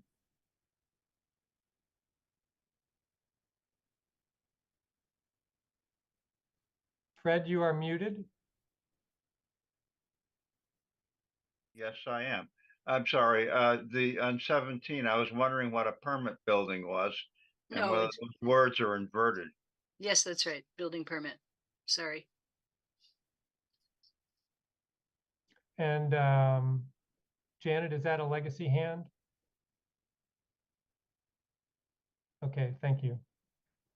And Chris, is it not true that the town council always needs to approve work within the town right away? They do need to approve work within the town right of way, but it's really the surface work that we're, concerned about. The sidewalk work, the parking spaces, etc. We want to make sure that the contractor knows that that work has to be approved by town council before it's done. And that's sometimes hard for contractors to know that. They think that once they get their building permit, they can do everything that's on the plans. So this is a document when we have our pre-construction meeting with the contractor, we go over all of these conditions, specifically the conditions that relate to when things have to happen, especially if they have to happen before a building permit is issued or before work begins. So that would be, even though it's true that the town council has to approve all of that work, it's necessary to point it out to the contractor. Okay. All right, moving along. Number 18, prior to any work on fire department property, the fire chief shall review and approve the timing and scheduling of work that is to occur on the fire department's central fire station property to reduce any disruption to the operations of the fire department. What work is anticipated? There's utility work that's anticipated between the two buildings. Rachel is more familiar with exactly what it is, but it's, in my understanding, there's a sewer line that goes through there. I believe there's a water line, and there may also be a drain line. Yes, that's correct, Chris. All right. Looks like Janet has a question or a comment. Yes, Janet? That was also my question. I hadn't heard about that. So that at some point you'll be needing to do work on their property. Is that what you're saying? For sure. Yeah, so early in the process, we actually scoped both the drainage and the sewer lines on the, and they connect the library today to North Pleasant Street's municipal systems. So today sewer leaves the library, it goes through the fire department alley out to North Pleasant Street. And the same for the drainage for the library, it goes through the fire department alley. Our team did a actual video scoping of the lines, and they are really deficient. The sewer line is a clay tile line that's kind of falling apart, and the drain line was broken and really not meeting current standards. So as part of this project, we are replacing those lines with the proper size and the proper material, and we need work to work in the fire department alley. So And do we're you, talking with the fire department about what their needs are related to that, and those requirements are on our demo plans also, that the contractor has to notify fire department days in prior, and they have to get the fire department approval prior to work in that area. So do you feel you can do that without disrupting the fire department or any damage to the old building? Yes, we've talked through. There's a plan show a Jersey barrier placed right on the edge of the concrete pad that's in front of the police department. There would be a temporarily parking for the staff for the fire department will have to be managed. And speaking with Bob Parrott earlier, he thought that it actually could be phased into 2 different phases. So there would be one phase would be the utility work, and another phase would be doing the surface work. Like Okay. Thank you. Okay. Thank you. Okay, I think we're on 19 now. Prior to the issuance of a building permit, the applicant shall have in place an agreement with the Historical Society for use of the society's property for temporary construction access to the library's property, if the Historical Society's property is to be so used. Okay, hold on a second. Bruce, you had your hand up. Was that concerning the fire department? No, I have a question relating to a possible condition, but I think it might be more appropriate in the management plan section. So that's why I pulled my hand down. We'll see. Okay, thank you. Janet, your hand is back up. So this was when I read the original permit that we're going to extinguish or something later. There was a lot of conversation about the strong house. There were a lot of conditions protecting the strong house. There was a requirement that there be an easement, that there was an easement between the strong house and the Jones. And there was a lot of concern about the building itself. And so at the last meeting, I had said, have you been talking to the strong house? And so since then, I've learned that the conversations have been pretty recent. And so I wonder if you can tell us more about your conversations or where that's heading with the strong house. And also, do you think you have to be on their land? Because the good part is this new addition actually moves away from the strong house, but it seems like, can you do the construction without going on their property or endangering their building? Like what those issues I'd like to hear more on. All right, Rachel, would that be you? I can try to answer that. Ellen, feel free to weigh in also. Yeah, we are one of the nice parts about FAA's design is that they're actually pulling the mass of the building away from the property line. So we're actually improving a pre-existing condition. One of the challenges of that, though, is that the Historical Society property is high, and the ground floor garden level entry for the library on the north side is low. So we're trying to make sure that we have enough space in front of that lower entry to divert stormwater. If there is snow and whatnot, making sure that water has a way out from that lower level. And then also having space for people to gather right against that near that front entry. So by putting a retaining wall, we're actually creating a new program area just on the north side of the library. That wall varies in height on that side. It's at its shortest it's 2 feet tall. But when it gets closer to the building, it's more like 4 to 6 feet tall. And that's necessary to meet the existing grades at the property line. And that wall, it means that the structural supports of the wall doesn't fall over into the library property. It has a foot that sticks back into the ground below the surface of the grade. That anchors the wall and keeps it from falling over. So the construction of it requires that the footing for the wall extend into the Historical Society property. The surface of the wall, its railing and everything is entirely on the library's property, but the footing about an additional 4 feet down below frost extends into the Historical Society's property. If we didn't do that, then we'd have a situation where it'd be extremely tight, maybe not even meeting code for passing between the building and that wall.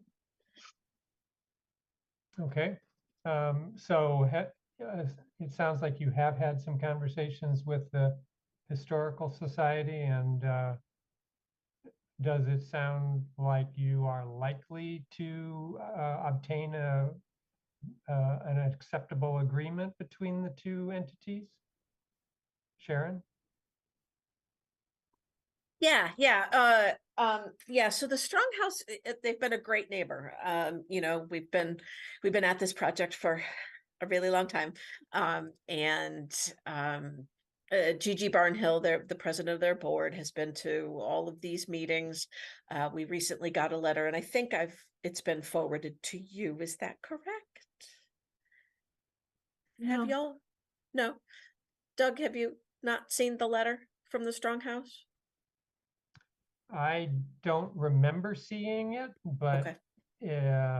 you know, things have been a bit of a blur the last couple of weeks for me. Totally understand. So we'll make sure you get the letter. So yes, so the Stronghouse trustees and the library trustees are in the beginning stages of working out the easement language and negotiating all of the requirements. And so it makes sense here that within your requirements, what you all are saying to us is there needs to be signed approval between both boards. We need to see the easement language in place before we're going to sign off on anything. So that makes complete sense. Okay, all right. Chris, you want to move on to 21? Okay, prior to the installation of exterior signs, the applicant shall submit a sign plan, including details to the planning board at a public meeting for review and approval. Now, the applicant had asked for a waiver from the sign plan and had said they would come back later with a site plan review application for signs. So that's one way to handle it. But the other way to handle it is to say, prior to them installing any exterior signs, that they need to come back to the planning board to have those sign system reviewed. That's more typical. Number 21 is more typical of the way the planning board has handled this in the past. But whatever everybody's comfortable with, I'm okay with. Okay. I'm fine with the way you've drafted it. Sharon, any objection? Yeah, No. no, not at all. Okay. All right. For 22, the applicant shall provide the planning board at a public meeting specifications, including material and color, for any amenities such as bike racks, site furniture, and benches for review and approval prior to installation. They don't have that figured out yet. Sharon, no objection to coming back about that? Yeah, no problem. Okay. Chris, I'm going to just mention the time now is 12 after 8, and we usually take a break around this time. So I'm thinking if we go through the next two for the work within the right of way, and then we take a 5-minute break. Okay, that sounds good. Okay, work within the right of way. 23, repairs and improvements to the right of way caused by disturbance during construction shall be completed by the applicant, including all costs, permits, and approvals prior to the issuance of the final certificate of occupancy for the new building. Number 24, all crosswalks, sidewalks, on-street parking spaces, pavement, and amenities, and the bus stop within the town right-of-way that are disturbed as part of this project shall be reconstructed to match existing unless changes are reviewed and approved by town council. We put that last phrase in case the town council decides they don't want a bus stop there or whatever it is they want to change. If they want to change something, then we wanted to have that flexibility to have the applicant go to town council and get that approval. Is the work at the fire department considered right of way? It is not, right? No. This is only Amity Street that we're talking about here. Yeah, okay. Okay. All right, so unless anybody objects while I finish this sentence, why don't we take a 5-minute break? The time I see now is 8:15. If everybody can mute yourself, turn off your camera, come back at 8:20 and turn on your camera to let us know you're back. Thank you.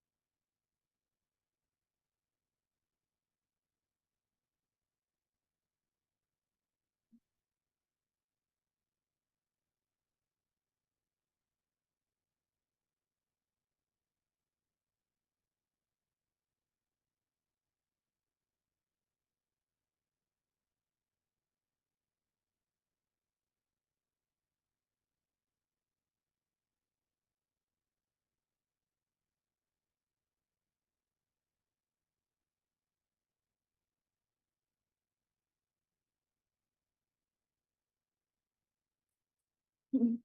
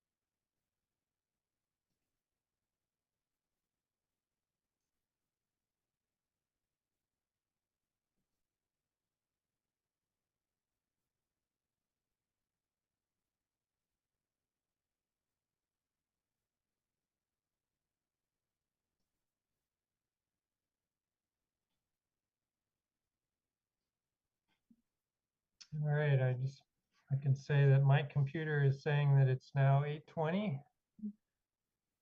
So if you're lurking behind your blank screen and can hear me, I guess it's time to come on back.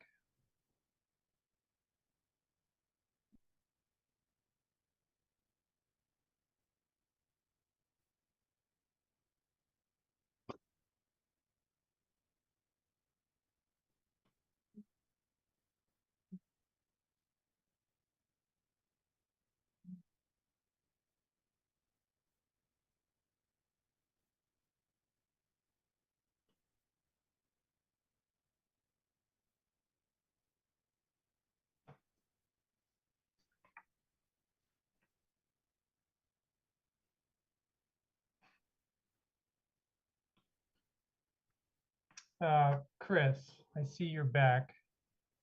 I wanted to ask you a question, and at what point do you want to go through the development application report? You are muted. I took a quick look through the development application report this afternoon and wanted to see if there were any conditions that needed to be included here that were based on the development application report. I didn't see any, but maybe others did. Maybe people want to take a look at that. Yeah, well, I mean, you had a number of things where you were saying issues the board may want to consider. Well, one of And- them was parking and one of them was lighting. Yeah, Um, yeah. Well, I mean, looking at the length of your conditions document here, we're on page 2 of 5. And the findings don't look a whole lot shorter. If we're going to go through the development application report too, I don't see how we're going to do that this evening. Okay, I guess I wasn't planning to go through the development application report unless someone had a concern about it. Okay. I assume that Well, you it's, all read it the first yeah, time it I came mean, out. it's quite common for us to go through it and discuss each of the topics you've raised. Well, I'd be happy to do that if you all think that would be useful. Yeah. All right, well, why don't we continue? I guess Fred isn't back yet. And let's see if there's anybody else. It looks like everybody else is back. There's Fred. All right.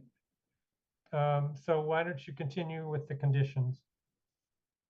Okay, and I think Bruce had something he wanted to add to this section. Right, to the management plan. This So is about, I'm sure he'll raise his hand at the appropriate moment. okay. So management plan, 25, significant accumulation of snow plowed within the project area shall be promptly removed from the site as part of the clearing process to the extent possible. All right. 26, all trash pickup, deliveries, the operation of construction, maintenance, machinery, and landscaping equipment shall be conducted during the hours of 7 a.m. to 7 p.m., Monday through Saturday. Exceptions shall include emergency vehicles, snow removal, or other emergency situations as approved by the building commissioner. So this is in the general course of operation. It's not related to construction. Mhm. Okay. Okay. 27, the project shall comply with and be managed in accordance with all terms of the management plan. Any alterations to this plan shall be approved by the planning board at a public meeting. 28, no work including demolition on the property shall take place prior to all approvals and permit being issued. Permits should be.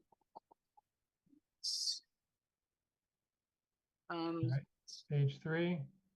Number 29, the exterior of the property. Excuse me, Pam, could you scroll up? I am. I'm sorry, I was writing. Thank Here you. you go. You're welcome.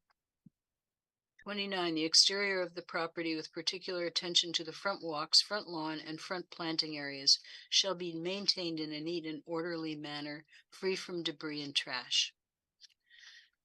Number 30, movable site furnishings shall be removed from outdoor spaces and stored during the winter months from November 1st to April 1st. And this relates to, I think there are going to be some movable chairs that are in the children's patio area and also in a lawn area to the south, southeast. And there may be also some movable chairs at the north end of the building. So we want those to be stored during the winter. And has that, I guess I could ask Sharon, that's fine. You've got a place to store these things? So this is once the building is done and open? Yes. Yeah. Okay, if that's normal, I mean, right now we keep our, like we have a couple picnic tables and benches and things. You want us to put those away? If they're permanently adhered to the site, I would say no. None of them are permanently adhered. And so, no, I mean, if this is normal, totally. We'll work with DPW. I don't have any place to put all the stuff. The whole point of it is to be there for people to sit on. And, because we're in a great location, people want to sit in downtown Amherst, whether it's raining or snowing or, judgment-free zone. But, so this is offered for the planning board's consideration. The planning board used to have this condition applied to any kind of outdoor dining. But since we had COVID and people have been dining outdoors, even in cold weather, the planning board has been less vigilant about that or less anxious to have this be a condition. So it's really up to the planning board as to whether they think this is a good condition or not. But sometimes during the time of November to April, things do get to look pretty shabby, and you might want to have a condition such as this. And maybe it's December 1st to March 1st or something like that. So it's open for planning board to decide what they want to do. All right, board members, any thoughts about this? I guess I'll offer that I think we could probably delete this, and I would be more worried if I were the library about chairs wandering off or something, than just having some snow on a picnic table or something. Does anybody object to that, to removing this? Let's see, I see 3 hands. Okay. Janet, looks like you got there first. I actually have a question about number 26, so I could just wait until you figured this one out. Okay, all right, Bruce? I broadly agree with you. I think that often, some of these conditions are put in to make sure that it's possible to do it if there's an objection or something arises. And so it's not uncommon for, in my experience, of these things to have conditions in these that aren't enforced because no one has been Jones enough to make sure that they wanted it. It's good to have it there in the event that somebody might. But in this case, Doug, I agree with you. I can't see the benefit. I can't see why it would ever be driven. So I would support the elimination of this number 30. but that's not why I put my hand up. I had, like Janet, another item that I All wanted to right, add.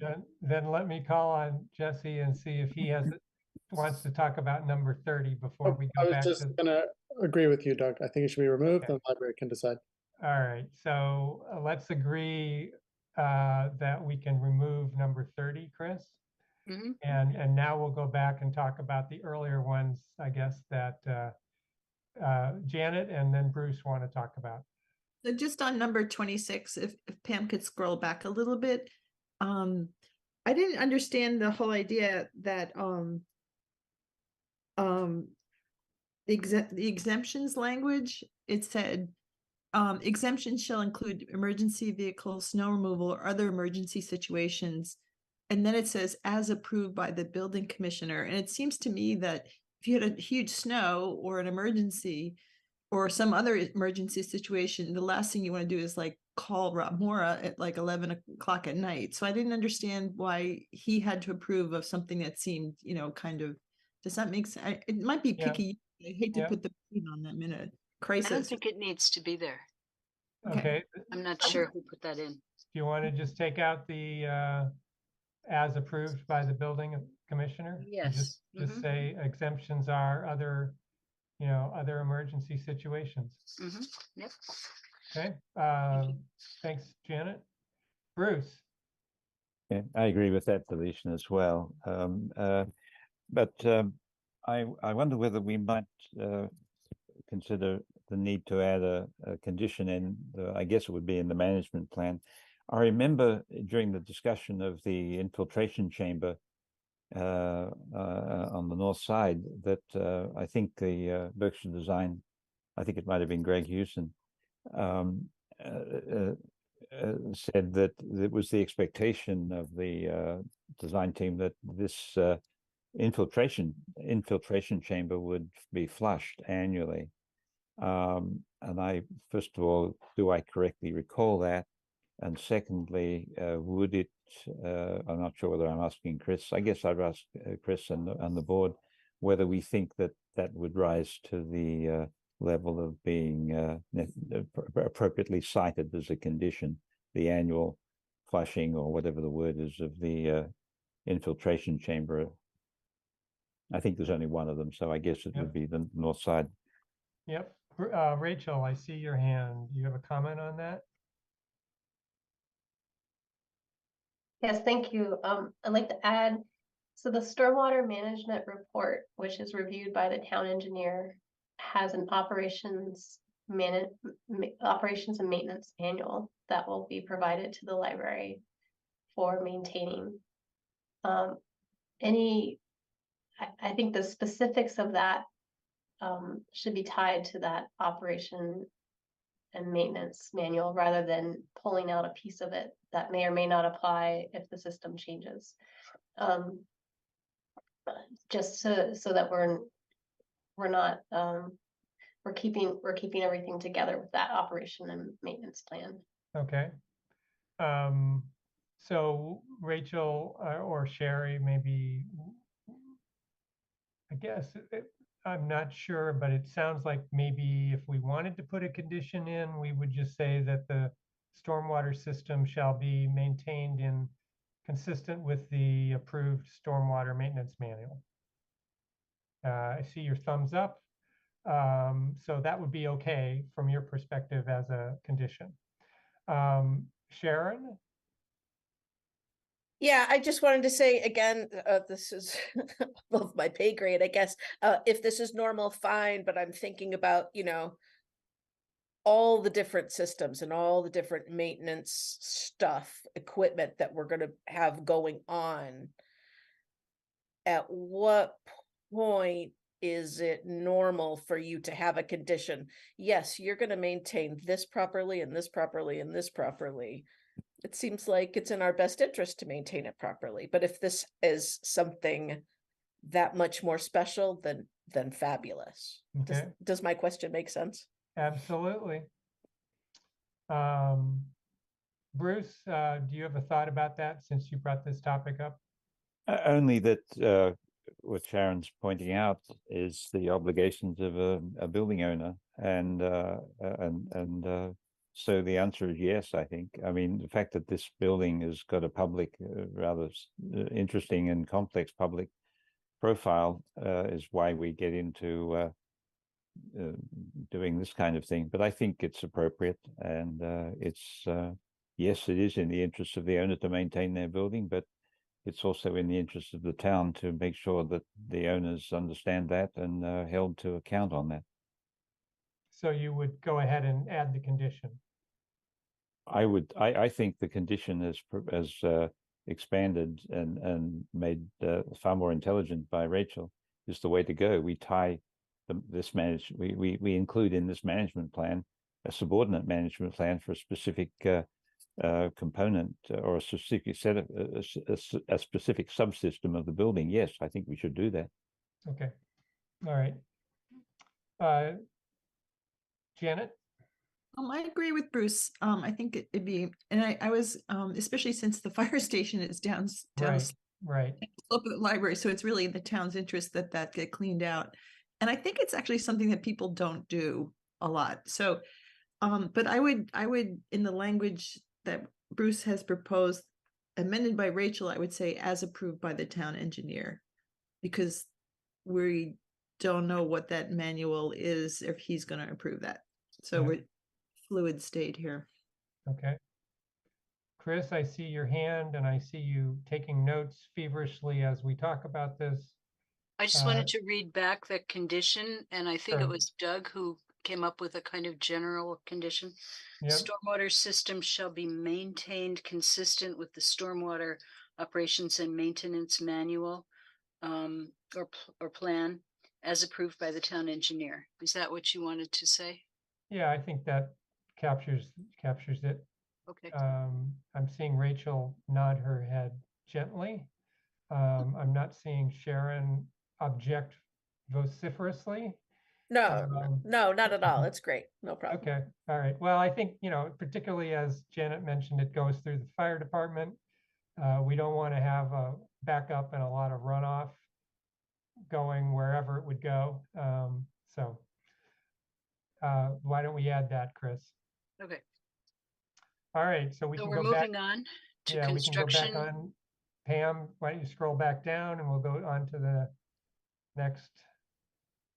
These are conditions related to construction, and normally you skip over these because there Yep. aren't any potential issues, but I think in this case it's important because it's a site right in the middle of town and there isn't a lot of room on the site, and the building commissioner and Bob Parent and I have thought a lot about these issues, and so it's worth going through it.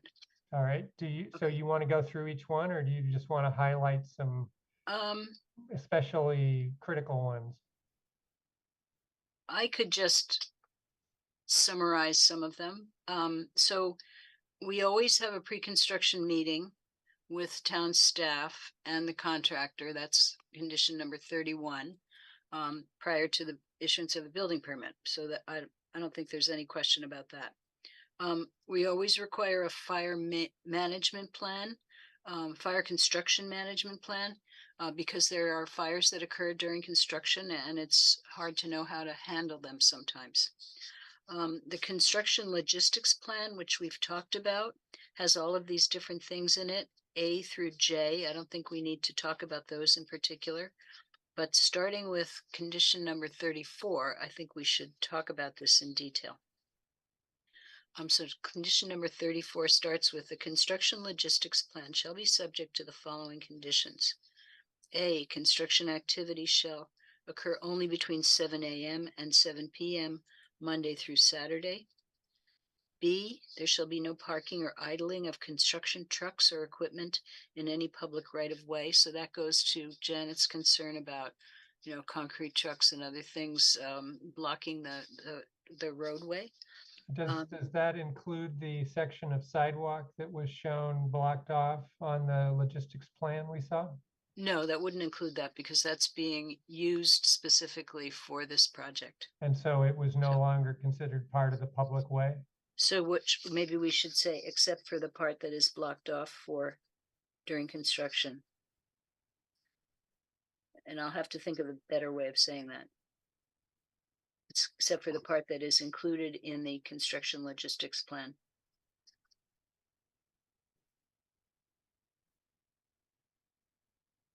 Or approved by town council. Yep. Is that okay now? I think so. C, any blasting or hammering of rock or material shall be noticed to the town officials and abutters 24 hours in advance and completed between 9 a.m. and 3 p.m. I don't know whether they'll find any rock here, but that's something that we always put in. D, during construction, this is one that we really need to pay attention to.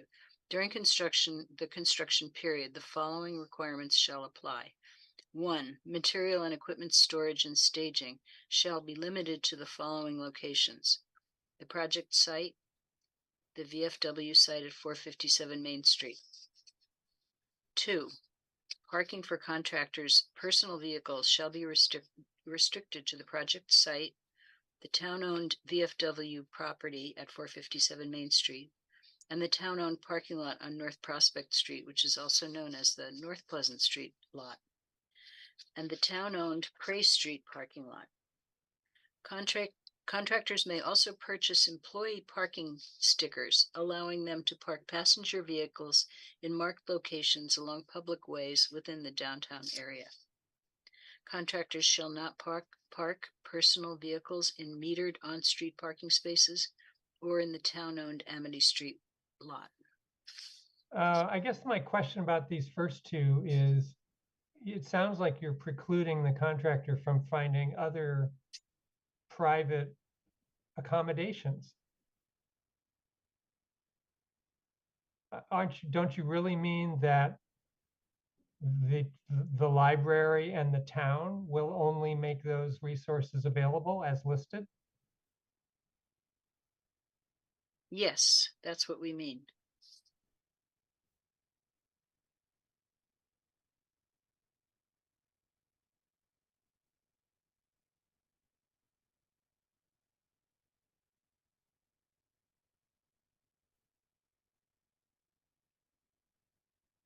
So in other words, the contractor could find a private property owner. Where Sure. I mean, let's say he wanted to rent the CVS lot and, you know, paid CVS enough to shut that lot for the duration of construction. Why not? Yep. Okay, so I will add that clarification. Okay. Number 3, once Janet? So I'm looking at the old, excuse me. I'm looking at the, yesterday's permit, proposed permit, and, basically the old language suggested it wasn't, it's in italics. It says, once a general contractor has been hired and prior to the issuance of a building permit, the general contractor shall submit to the planning board for approval a plan showing where material and equipment will be stored and staged, where construction vehicles will be parked, and a plan for parking of contractor personal vehicles. The plan shall be reviewed and approved by the planning board at a public meeting. That paragraph takes care of my concerns and, sort of what I suggested earlier. And, if somebody can find someplace near downtown, that is big enough for all these, vehicles and all their equipment and their materials, more power to them. That's what they can come and talk to us about. We don't have to worry about the VFW site. My guess is that these two sites are probably it. Yep. So that's the next condition on Chris's draft here. Oh, okay. So thank you for reading that. I'm sorry. I'm still jumping back because I still haven't read this one and I was looking at this one. So Yep. So Pam, scroll down a little bit so we can see item 3 there. Yeah. So that text exists and it sounds like you're in favor of it. It's a little bit different. Do you want me to read what is actually in this one? Sure.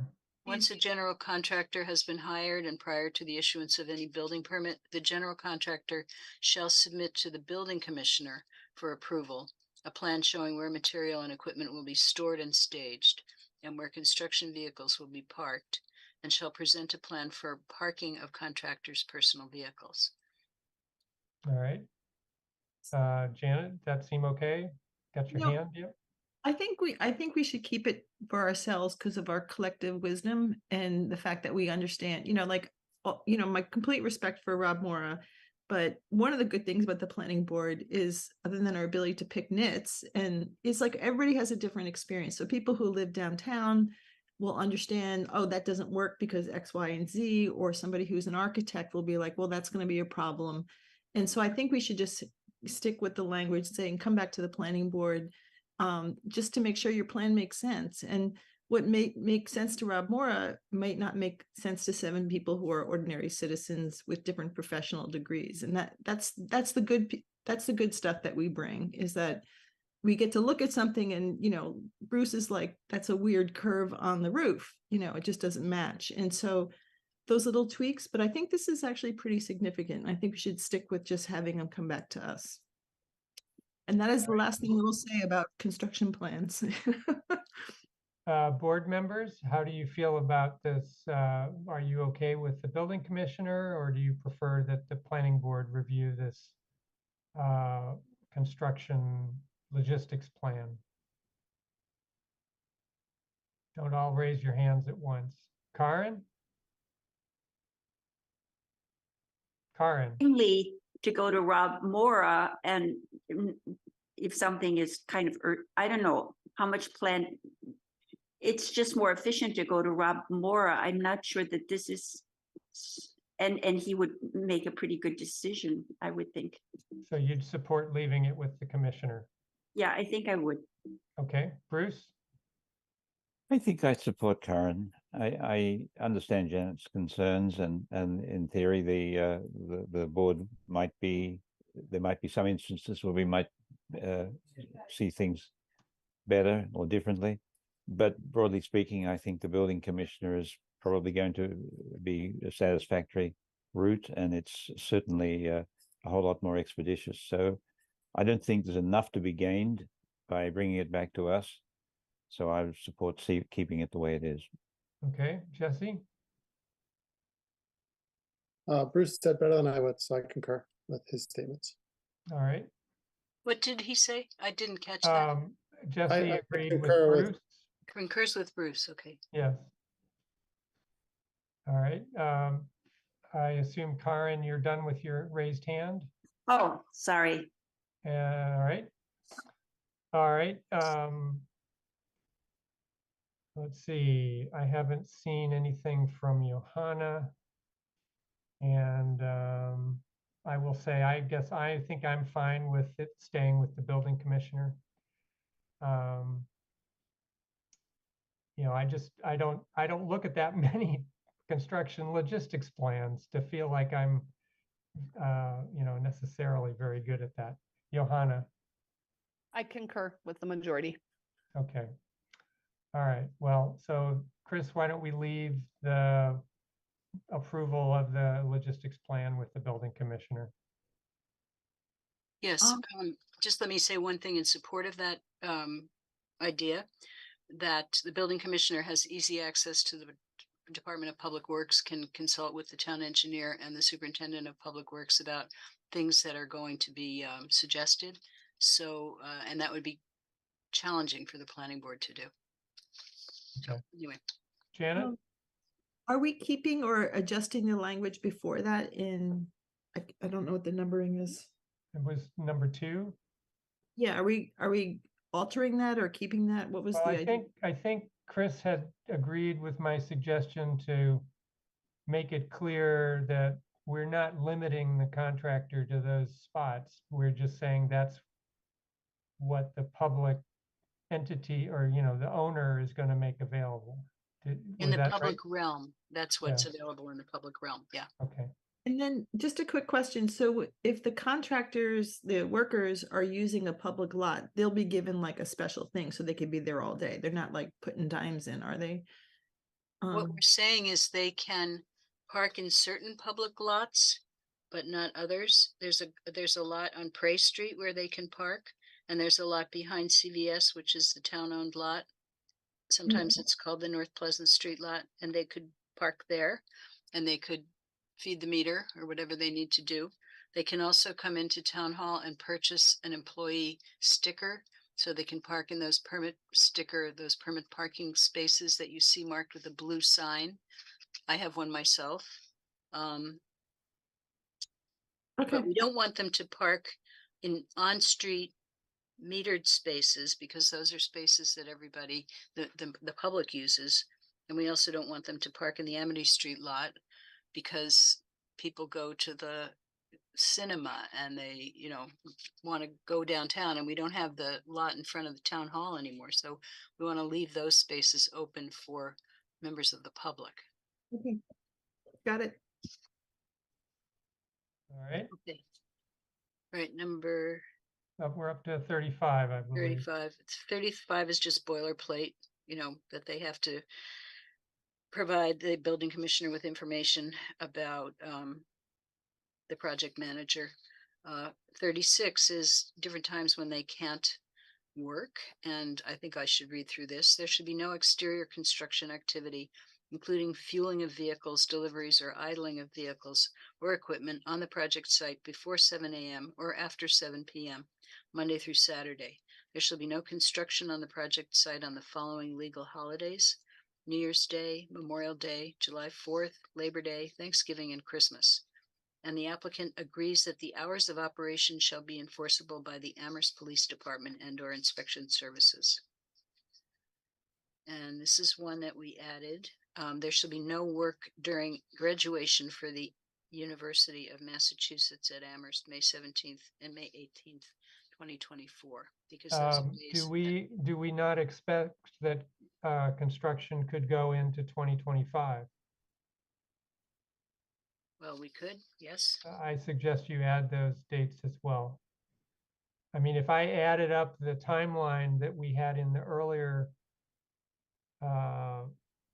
document about how long it could be before they apply for the building permit, and then how long the construction can take, it sounded like it was close to 4 years.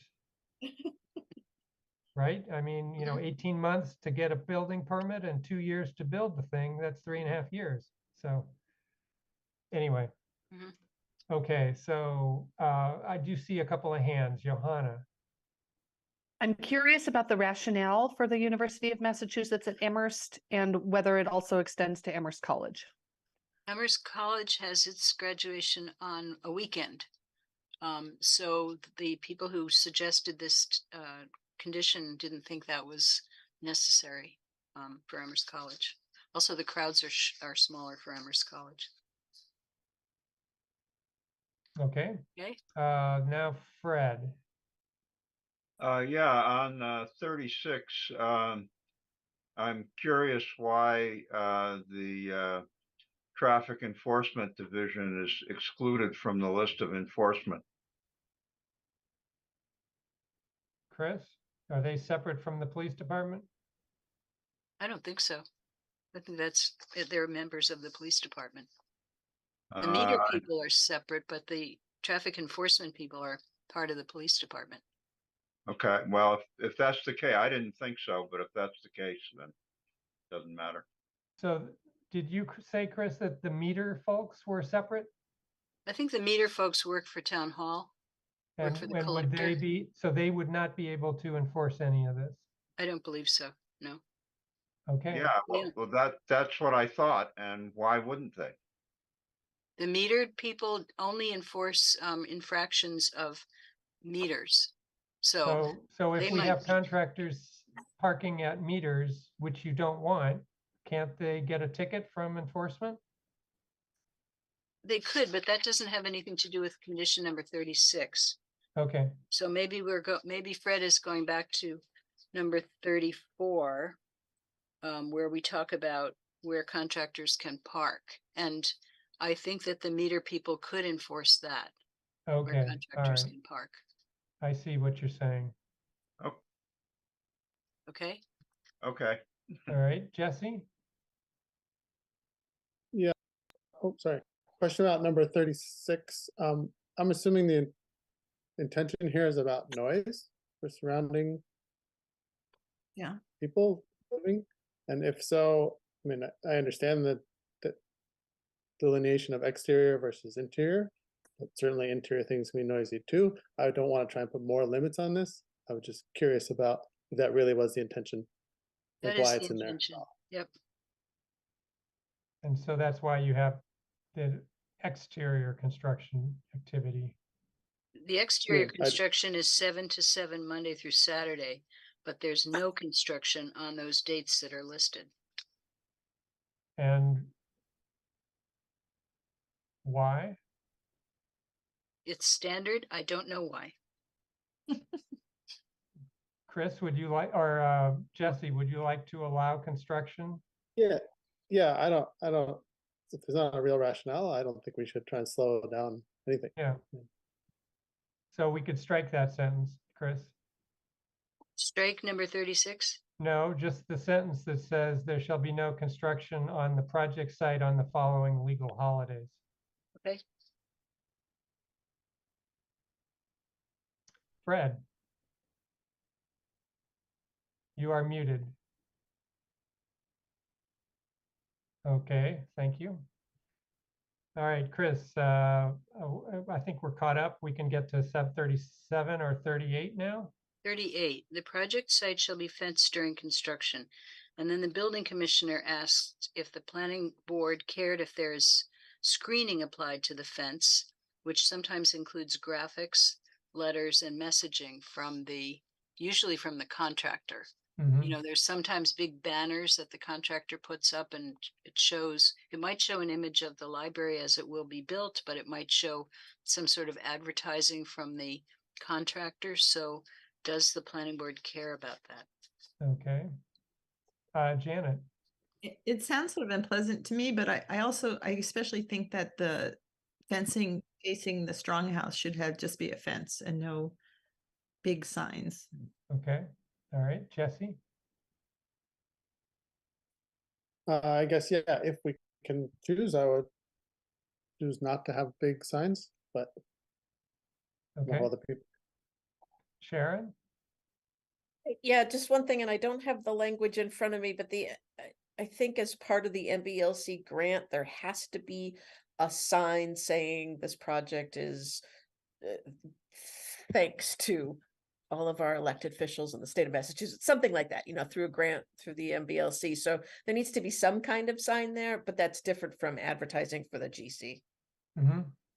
Okay. Karen. Yeah, I think there can be a very sort of discreet a sign which is informative, but certainly not a big sort of thing that looks like advertisement. Maybe it could be approved by us. They could come with what? Well, I guess it sounds like there's probably some signage required by the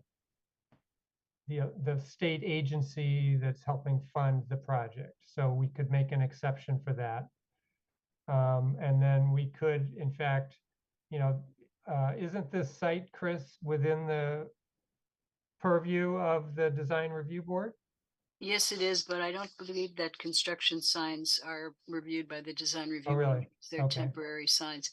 I know there's always a big sign that says who the contractor is, who paid for the project, who the funding sources are, all the different subcontractors and Right. everything. So that's usually there. But I think what we're talking about here is those signs that are made part of the screen or mesh. And we've seen them on archipelago projects where they have, a big picture of what the building's going to look like in the future. And you might even say renting in 2023 or whatever it says. But you could say, that you don't want large advertising signs on the screens. Right. Does that make sense? Yep. I'm thinking we should probably just say that. Johanna? It's interesting. My thinking is it's temporary, and I don't feel a strong need to place additional limitations on this. Okay. All right. Bruce, I think your hand was up. The moment has passed. Yes, I'm with Johanna. You are. Okay. So you would favor no restrictions on the construction fence. I think so. Yes, I think I'm there. I don't think that's. I don't think I can't foresee a problem. Okay, I'm not, I don't feel strongly about that. Would anybody strongly object if we did not limit graphics on the construction fence?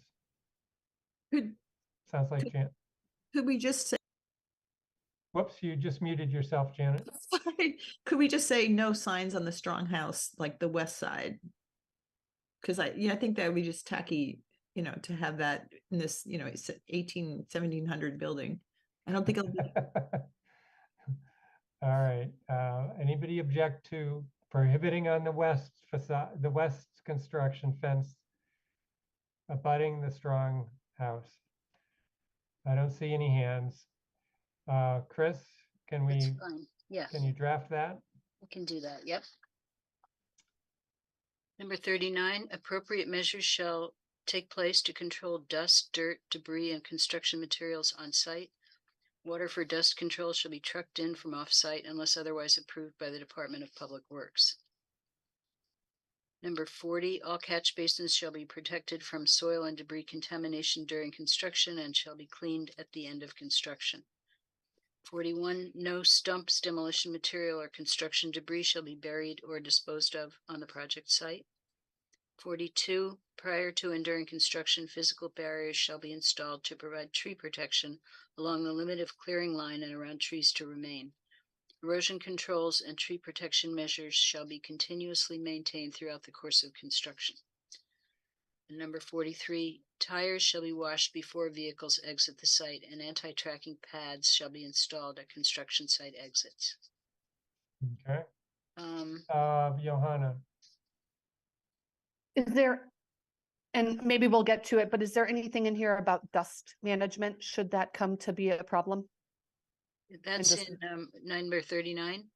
Appropriate measures shall take place to control dust, dirt, debris, and construction. Thank you. Sorry, I missed it. okay.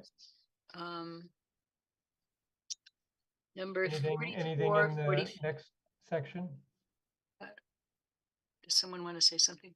Well, Chris, I was just wondering, is there anything in the next section that you think we need to read? Not particularly. Number 47 allows the building commissioner to impose surety requirements to make sure that the project gets built. Doesn't, end halfway through. It's probably not relevant in this case because the library will do the right thing, but if that is a typical condition that we put in. I don't think there's anything else except for at the very bottom, number 47, the temporary access area of the Stronghouse Museum grounds shall be restored to its pre-construction condition within 30 days of the project completion. Okay. Did the numbering go backwards to get to that? Pam, scroll Oh, up. it went backwards. Yes, it should be 50. Yeah, that's what I thought. Okay. Yep. Good catch. I know this. I did this so many times. Janet, I had a question about the surety, about, because we had a project that sort of just sat unfinished for a really long time and on Spring Street, and then of course it's done or almost done, and I kind of it got me thinking about what would have happened if the owner of that building or the developers went bankrupt and the building just sat unbuilt, and that occasionally happens in different places. And so do we ever require a surety that the construction will be complete? Because we, on the solar bylaw working group, we're requiring a surety that, you're going to build your solar field and not just leave a bunch of, sticks, like a bunch of posts out in the middle of a field or a forest. So Yeah. do we ever require people to say, put up a bond, a performance bond saying you're going to do the work, and if you don't, we can collect on the bond and complete it ourselves? And then, so that was one. I thought that's what this just said. This only covers the landscaping. Oh, is that right? And the Okay. site, landscaping and site work, because that's the work that is sometimes left undone. We have not had the experience of a building being left undone, and the bond would have to be enormous to cover the cost of our taking over and finishing a building. Uh-huh. Okay, Sharon, do you have a I'm thought just- about that? Yeah, so Bob Parent is telling me the project contractor will have to be required to have a performance bond to ensure completion. Okay. All right. Great. All right. Chris, are we through these conditions? Yes. Great. And I guess at this point I'll ask, is there anything that people saw in the development application report that they would like to talk about? And I'm just going to scan it myself for the moment. Everything I've seen so far looks like it was covered in these conditions.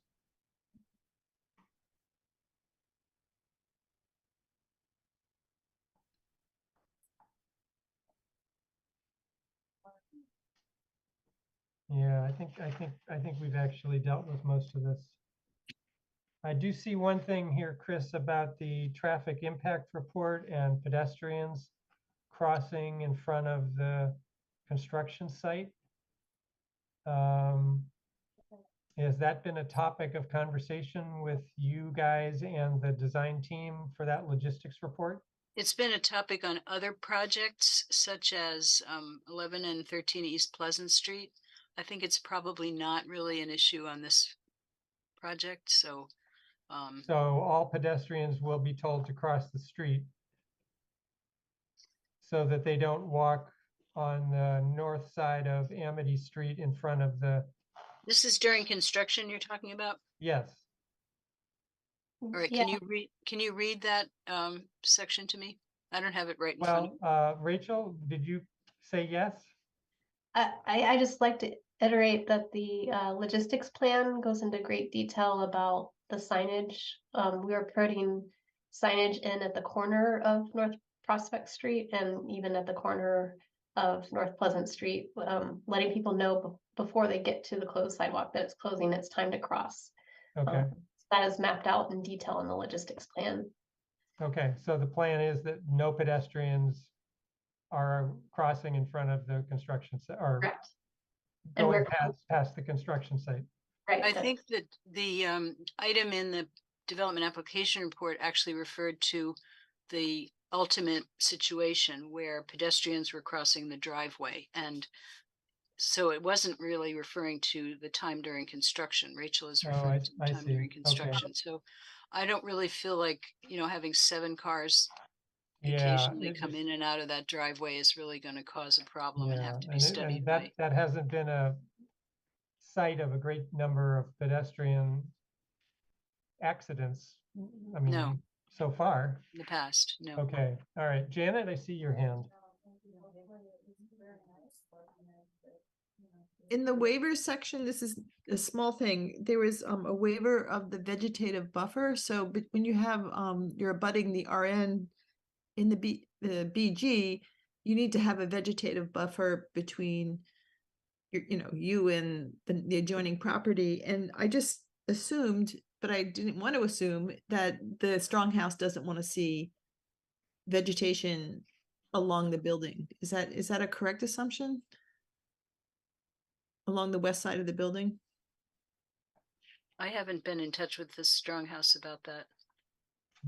But in my opinion, it's nice to have that landscape open rather than cut up.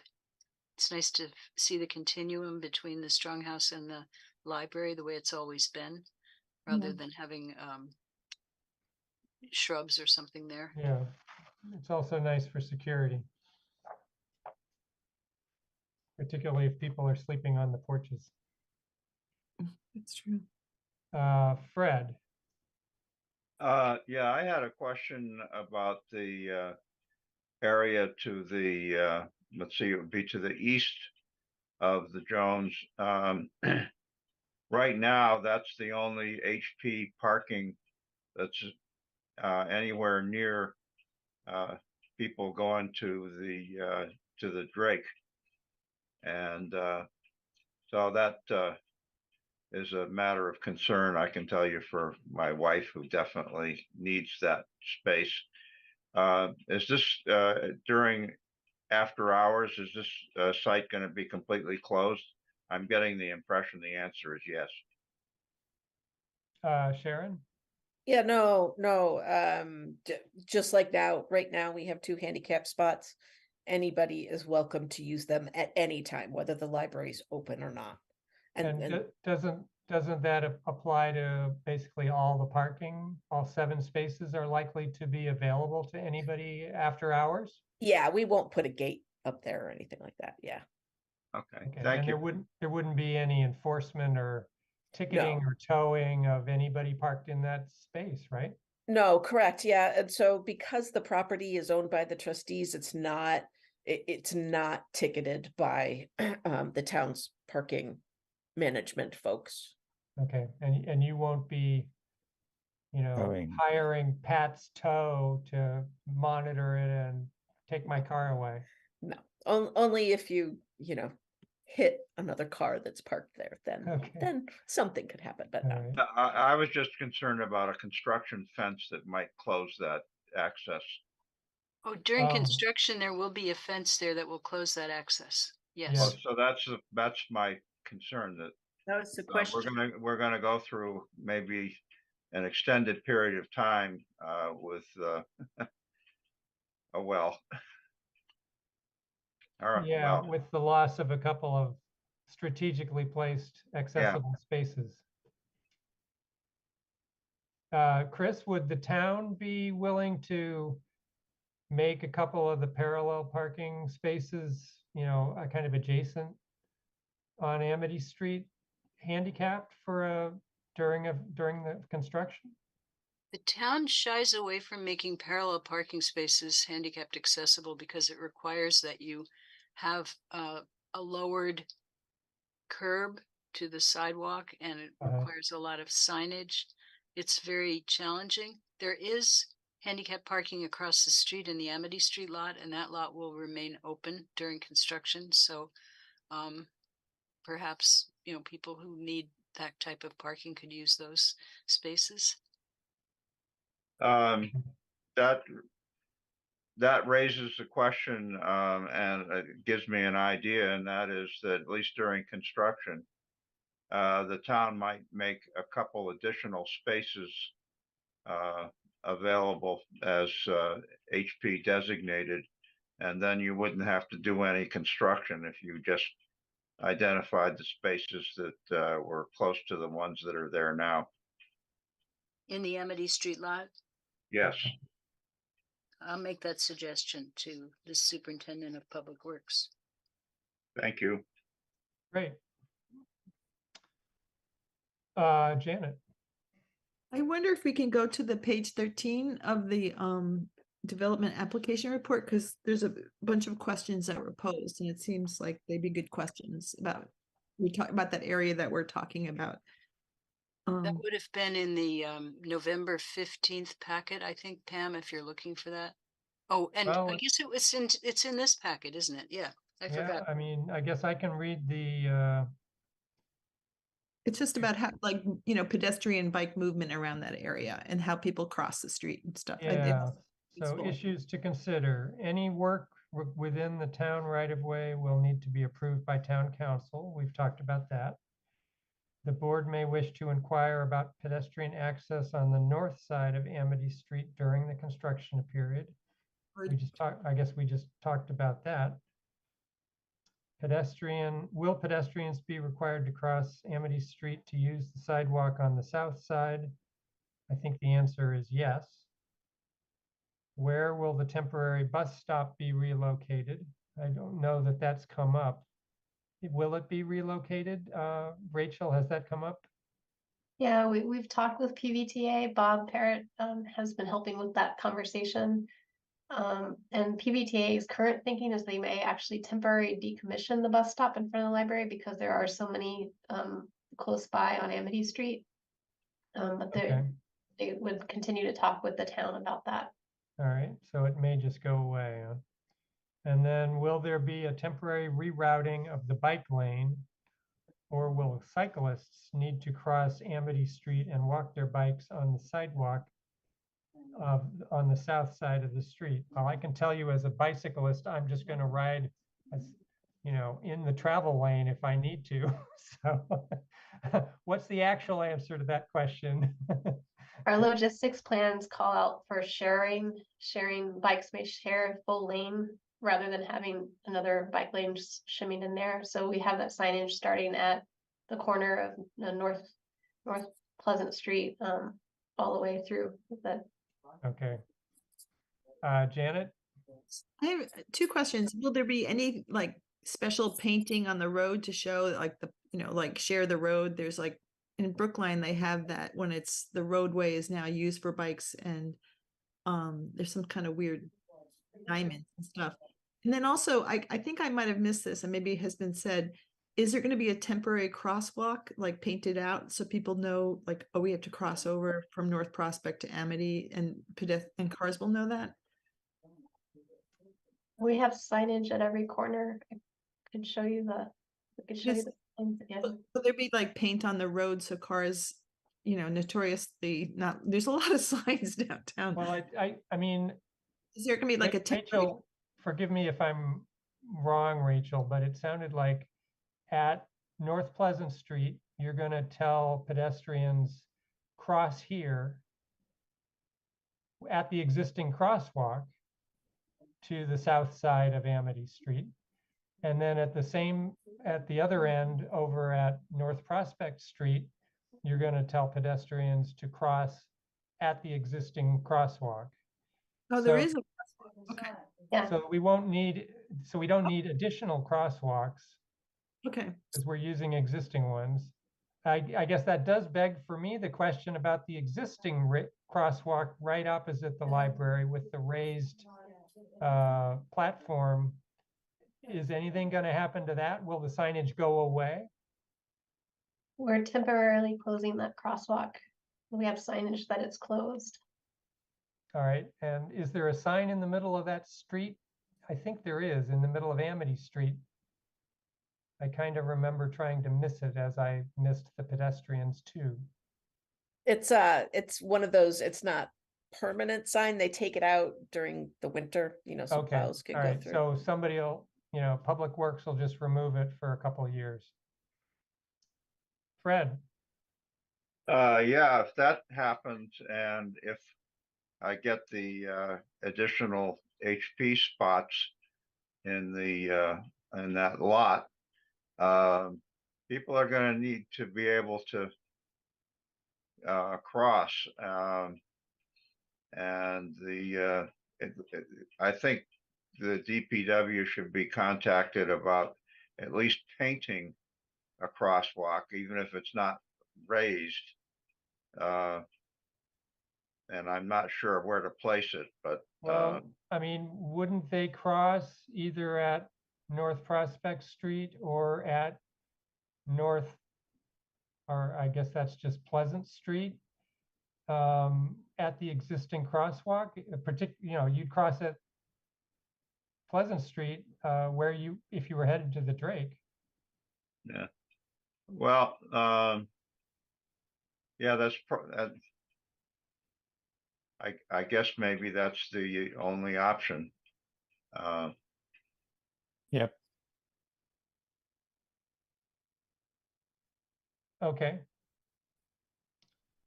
All right. I thought I saw maybe another hand, but I don't remember whose it was. So, okay. All right. So we've been through these conditions. We've kind of talked a little bit about the development application report, and people have raised the topics that they wanted to discuss. The time is 9:18, and do people want to sort of power through the findings this evening and try to vote on this? I'm seeing at least two heads shaking yes and one thumb to go with it. Bruce, your hand?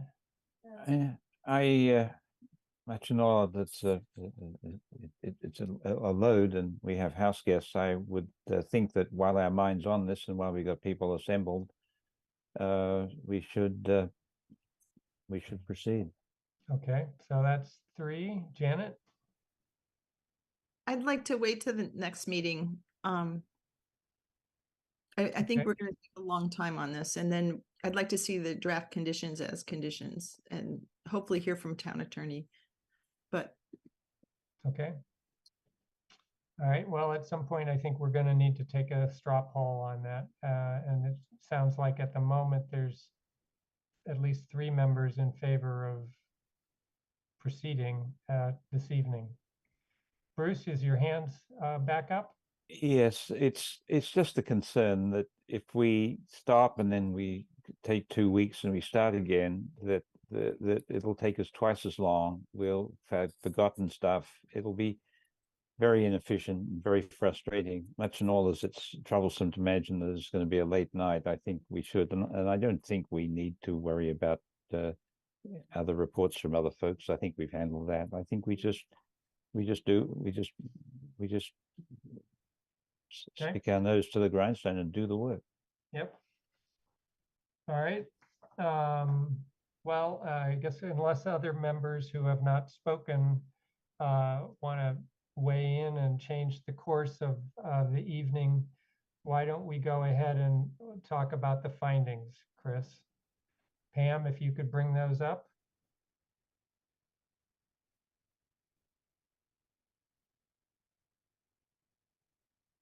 And I'm seeing 3.5 pages of findings. How's your voice holding up, Chris? I think I'm doing all right. Okay. Well, I'll let you continue unless you want to turn it over to somebody else. Okay, so the first set of findings is about the site plan review. And the section 11.24 is the section that we look at. So it starts off, the board found under section 11.24 of the zoning bylaw site plan review as follows.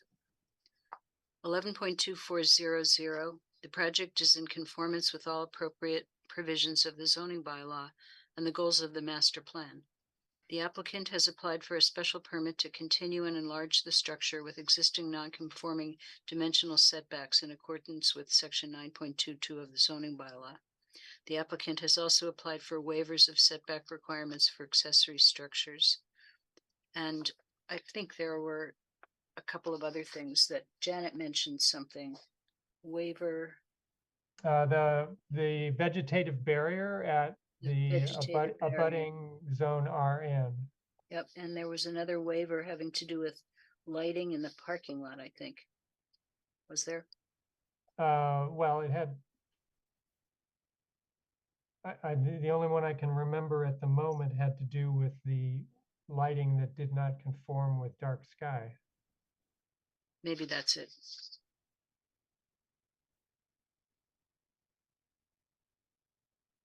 Okay. The applicant, waivers. The applicant has requested a waiver from the requirement of on-site parking and has submitted a parking management plan to support that request. 11.2401, town amenities and abutting properties will be protected through minimizing detrimental or offensive actions. As a not-for-profit library, the proposed use is unlikely to create detrimental or offensive actions. Exterior lighting will, with the exception of historical fixtures, be downcast and will not shine onto adjacent properties or streets. 11.2402. I see a couple of hands and I may have an edit of my own. So Chris, or rather Fred. Yeah, on the historical fixtures, I think that's not exactly what you want to say. I would Yes. think of something like of historical and comparable fixtures, because they are putting some very modern, brand new ones that look historic, but in fact aren't, along with the ones that are actual historical. Right.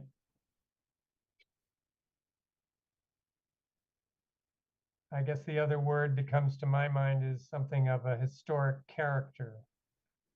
or appearance.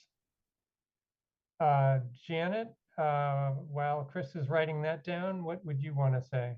I would say that, you know, after hours, exterior lighting will be turned off with the exception of lighting necessary for safety. That sounds more like a condition than a finding. Oh, well, I think that's what we. I like the wording. We sort of But- stumbled around the wording earlier. Yeah, I can add that to a condition having to do with Yeah, lighting. I think that was good. I liked that. Hours exterior lighting will be turned off. After hours, with the exception of lighting required for safety, for public safety or something. yeah.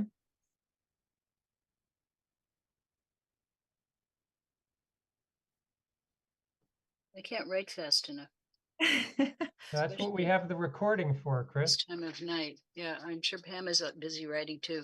All right, so Pam, Okay. why don't you scroll down a little bit? Mhm. We're on 11.2402 now. Yep, Abutting properties will not be, abutting properties will be protected from detrimental site characteristics resulting from the proposed use, including but not limited to air and water pollution, flood, noise, odor, dust, vibration, vibration, lights, or visually offensive structures or site features. The proposed use, a not-for-profit library, will not produce detrimental site characteristics. Exterior lighting will, with the exception of, and then historical will also include those other words that we talked about earlier, yep, be downcast and will not shine onto adjacent properties or streets. 11.2403, provision of adequate recreational facilities, open space, and amenities will be provided because there will be outdoor sitting and studying areas located near or next to the building, including a children's patio located next to the children's section of the library. There will also be a garden area on the north side of the building with accessible walking paths as well as stepping stones throughout the garden. okay, 11.2410, unique or important natural, historic, or scenic features will be protected. The project will preserve and maintain the 1928 portion of the library, as well as take measures to protect the Historical Society's strong house and property during construction. Several existing trees will be retained and protected during construction. 11.2411, the project provides adequate methods of refuse disposal as described in the management plan. 11.2412, the project will be connected to town sewer and water. The town engineer has been meeting with the design team on an ongoing basis as the project has been developed. A condition of the site plan review approval will require that the project be reviewed by the town engineer prior to the issuance of a building permit and that the project comply with his requirements. 11.2413, the proposed drainage system within and adjacent to the site will be adequate to handle the stormwater. The town engineer has been meeting with the design team on an ongoing basis as the project has been developed. A condition of the site plan review approval will require that the project be reviewed by the town engineer prior to the issuance of a building permit and that the project comply with his requirements. 11.2414, provision of adequate landscaping has been addressed. The project includes new plantings on the site, as well as preserving and maintaining several existing trees, both on the library site and on the adjacent Stronghouse, Amherst Historical Society property. Small trees within the town right-of-way will be removed and replanted at the completion of construction. 11.2415, the soil erosion control methods are considered adequate to control soil erosion both during and after construction. The town engineer has been meeting with the design team on an ongoing basis as the project has been developed. A condition of the site plan review approval will require that the project be reviewed by the town engineer prior to the issuance of the building permit and that the project comply with his requirements. can I just ask a question about the last sentence on 2414? Are there actually small trees going into the town right of way? I kind of remembered such small trees that were farther back from the street. There are small trees in that little tree lawn between the sidewalk and the curb. and the DPW is going to be removing them, and they will be replanted when construction is complete.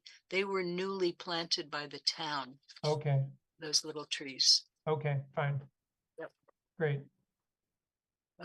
Back to 2416. 2416, adjacent properties will be protected by minimizing the intrusion of various nuisances. Oh, I see. Well, that's So I really just rewrote that to include all of the things that were listed in the zoning bylaw. So it's really the one right below that that we should be looking at. Adjacent properties will be protected from the intrusion of air and water pollution, flood, noise, odor, dust, and vibration through appropriate site and structure design and the use of appropriate design and materials for containment, ventilation, filtering, screens, soundproofing, sound dampening, and other similar solutions. I don't know if there's Great. more that we want to say about that. that covers a lot of it. Pam, I'm going to want you to scroll that up. Janet, I see your hand. So we want to delete it, that first one, right? Delete Yeah, the but- first one, yes. Yes. It's redundant. Pam, are you going to scroll Which way? up 241. so that 2417 goes to the top of the screen? Okay, there you go. That's good. Great. Adjacent properties will be protected by minimizing the intrusion of lighting, including parking lot and building exterior lighting, through the use of cutoff luminaires, light shields, lowered height of light poles, screening, or similar solutions. Except for architectural and interior lit signs, all exterior lighting shall be downcast and shall be directed or shielded to eliminate light trespass onto any street or that should be or abutting property. Or Do you have somewhere in this, with the exception of light from historical fixtures or Yes. fixtures of historic character? yes, it's down below. Okay, good. I can start at this sentence that starts with all. Yep. All site lighting, including architectural sign and parking lot lighting, shall be kept extinguished outside of those business hours established under an approved site management plan, except for lighting determined to be necessary for site security and the safety of employees and visitors. The exterior lighting for this project meets these requirements, except for the historical, and I will substitute the language that you've suggested, lighting that is mounted on the building near entries and exits, which consists of globe lights, as shown on slide 53 of the PowerPoint presentation given to the Planning Board on November 15th, 2023. And then in the notes below, there's one possibility of waiving those requirements for the globe lights that are near the parking lot, but I don't think that's as meaningful as waiving or modifying them under 9.22. So I would go with note number 2. There are existing historical globe lights on the building. If the board wishes to allow new lights to be installed that match the existing globe lights, the board could approve the new globe lights under special permit SPP 2024-01 under section 9.22 of the zoning bylaw and consider them part of the alteration, enlargement, or reconstruction of the existing non-conforming building. The building commissioner is able to support this approach. In fact, he actually suggested it. Okay, So- Janet?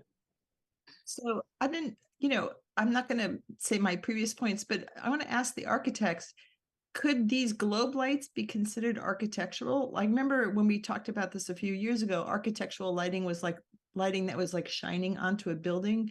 But I wonder if the definition is broader to just include lovely architectural lights that light the building. Tony? Tony had to go pick his wife up from the airport. Let's just assume it. Okay. All right. I'm Googling it right now, so. Yeah.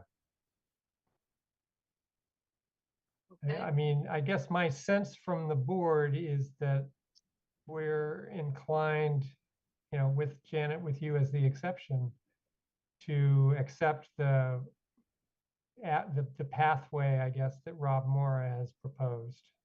Yeah, I mean, I feel like if it's architectural or lighting, it gets a pass, and that might be. I mean, I hate to waive something that we're not supposed to waive, and 9.22, it's just sort of become this. I just think there's a lot of legal problems with it, and it's just getting wider and wider. So Right. I'm happy to say it's architectural lighting because it makes the building beautiful. It's up lighting, it gives whatever. So anyway, Right. and just skip it all. All right. Well, thanks for that legal parsing of the wording. I'm doing my job here. Okay. All right. I'm trying to do. Yeah. We good? So Chris, I think we're gonna go with note 2. Note 2, okay. And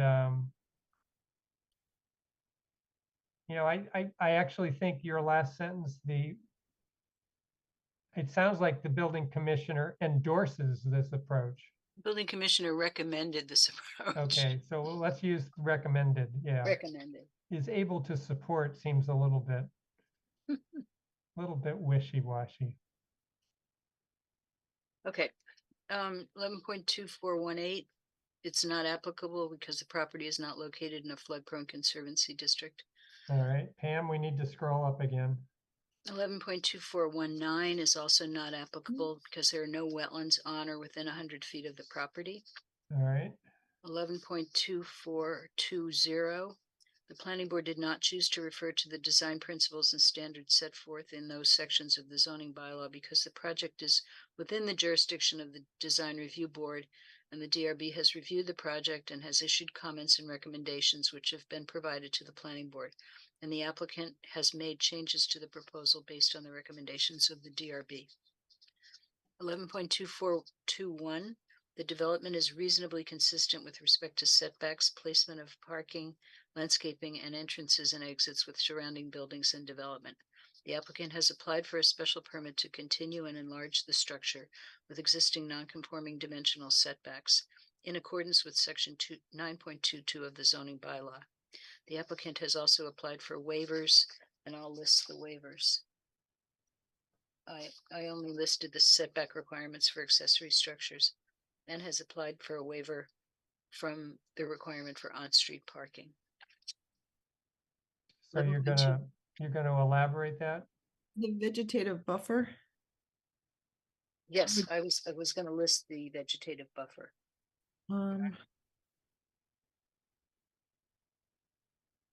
Is that it?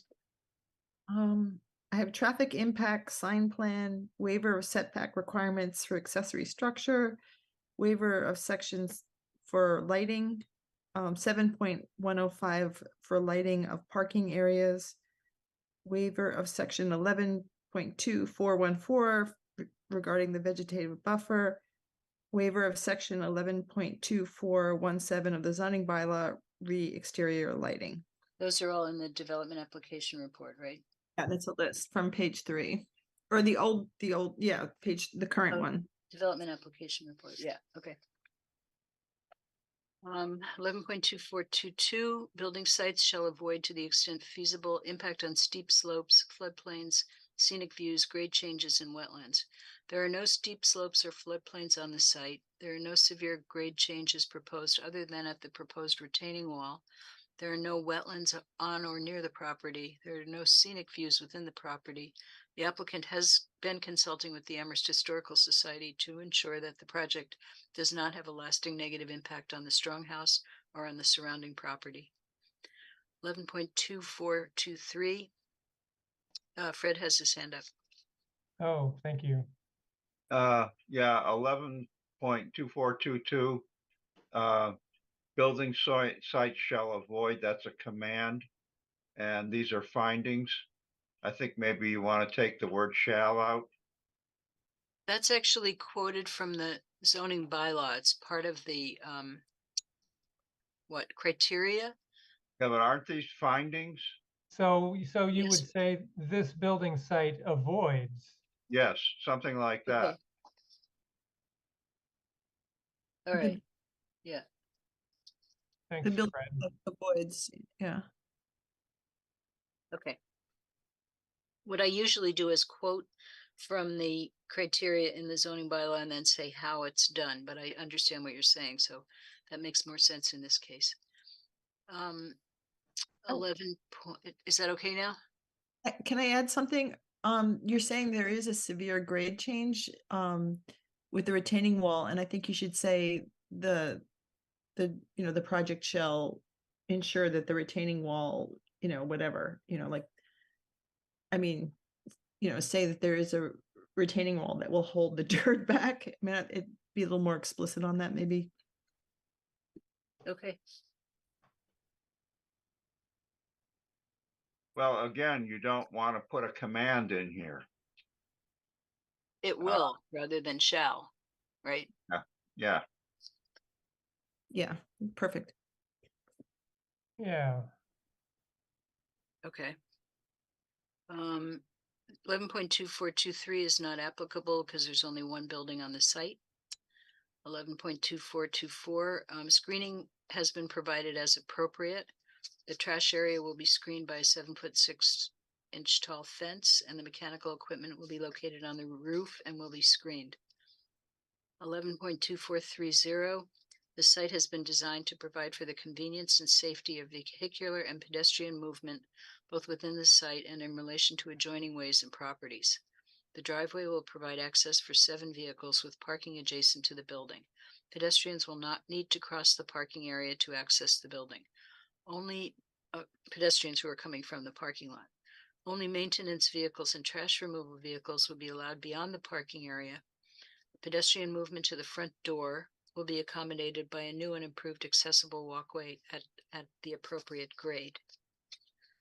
11.2431, the location and number of curb cuts will be such as to minimize turning movements and hazardous exits and entrances. There will only be one curb cut giving access to the parking area. 11.2432, the location and design of parking spaces, bicycle racks, drive aisles, loading areas, and sidewalks will be provided in a safe and convenient manner.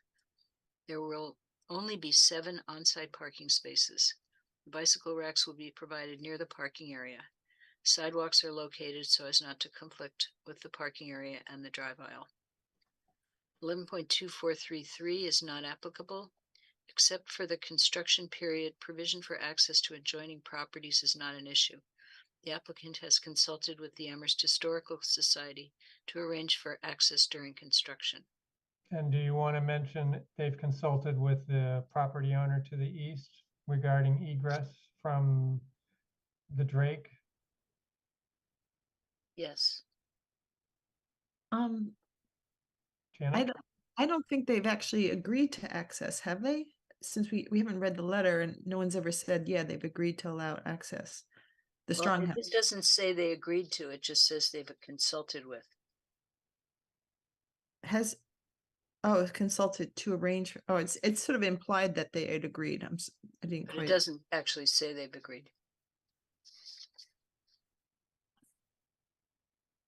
So they've been, and with the property owner to the east to allow pedestrian, continued pedestrian access to the rear door, It's egress from the rear door, egress from the rear door. again, during construction.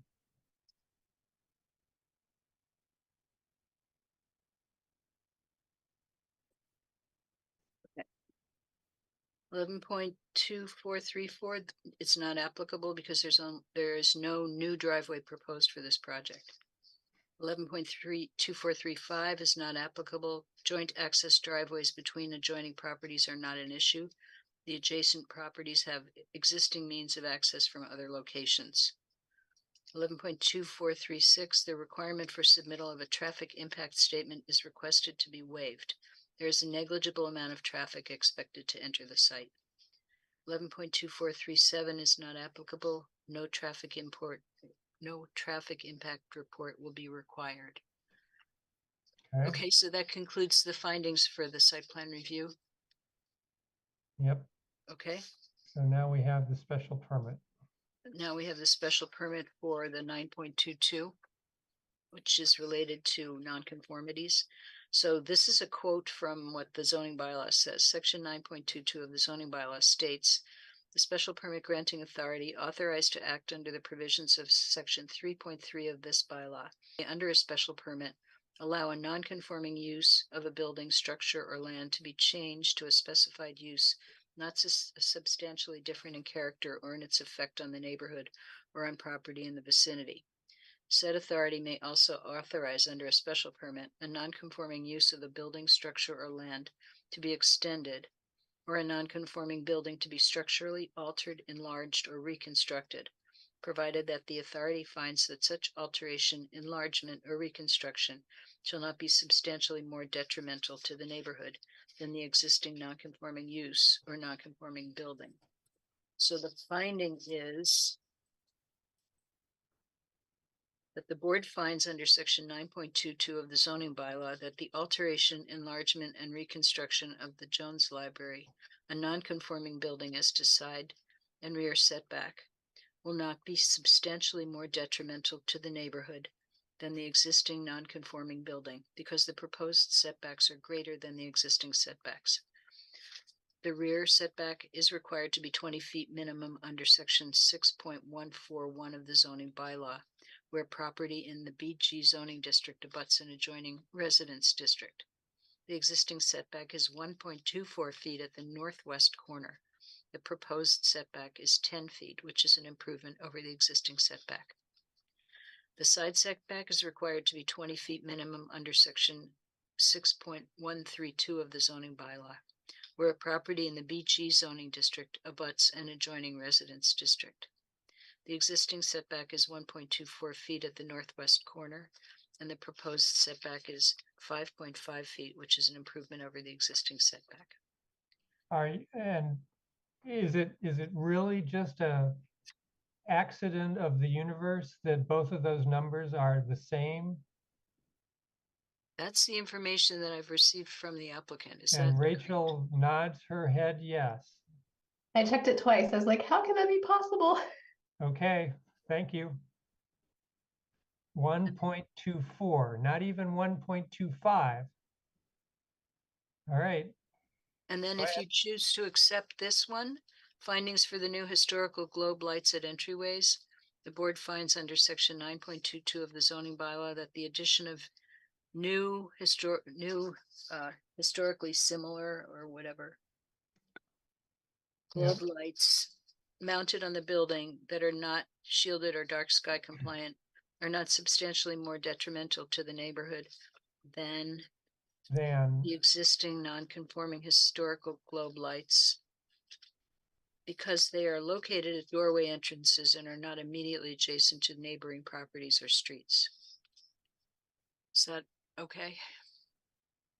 Well, I would probably stop the sentence at after lights and forget everything after because. Some of those lights are not at doorways and some of them are immediately adjacent to neighboring properties.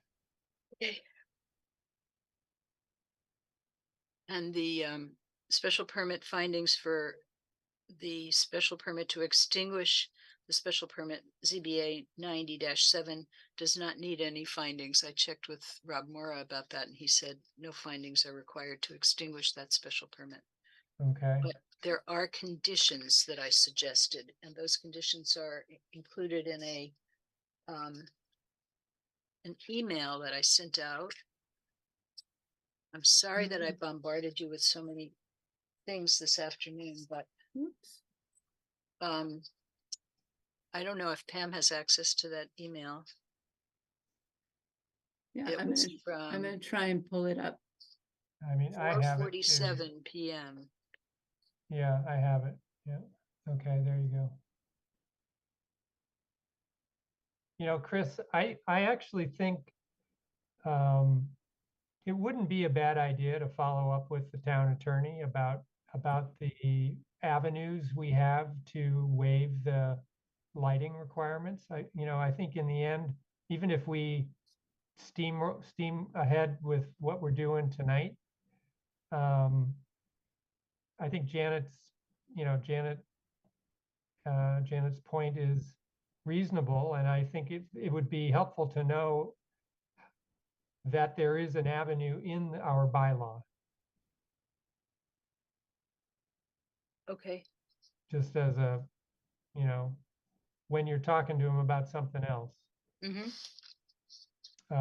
Janet. So 9.22 allows you to take a non-conforming building and alter it, enlarge it, or reconstruct it as long as it's not substantially more detrimental to the neighborhood than the existing building. It has nothing to do with lights on the building. It's talking about it's talking about their alteration, enlargement, or reconstruction. So that's what the Jones is doing. It's, taking the addition down and adding a new addition. They're both non-conforming. That's what 922 is about. To add lighting features, to me, it's just like the door keeps on opening, and I don't get it. I just can't support it. And I keep on, and then it seems like even if you had a non-conforming use and it's 5 stories instead of 1 story in a previous building, that was fine too. Like everything's fine, but at least in the previous building, it was a building and it was the reconstruction, expansion or not. Here, we're just talking about a bunch of lights. And so now we're saying, okay, we can waive any requirement that is a shell because it's 2. And I just don't get it. So, All right. I'd like to vote for this and say yes. Yeah. Chris? Well, I think that the building already has these lights that are very similar to what are being proposed. And so what you're doing is you're adding to the number of lights, but the lights are similar to the non-conforming lights that already exist there. So I think it's well within the confines of section 9.22 to approve this. Okay.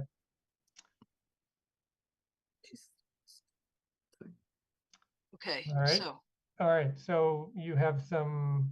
So these are conditions that you might consider for the extinguishment of the special permit. I spoke with Rob this afternoon, the building commissioner, about this.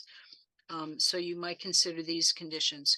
This special permit, SP 2024-2, to extinguish ZBA 90-7, becomes effective upon the applicant exercising the site plan review and special permit that replace it, allowing the new building to be built.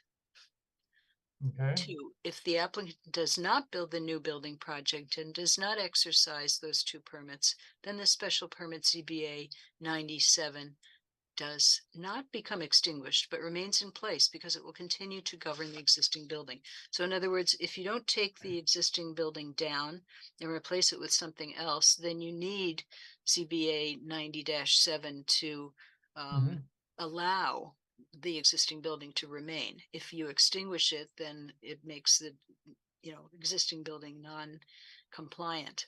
So these are conditions that we're offering for your consideration. Okay. All right. So are we through everything at this point? Yes. All right. So if I were to start to cobble together a motion,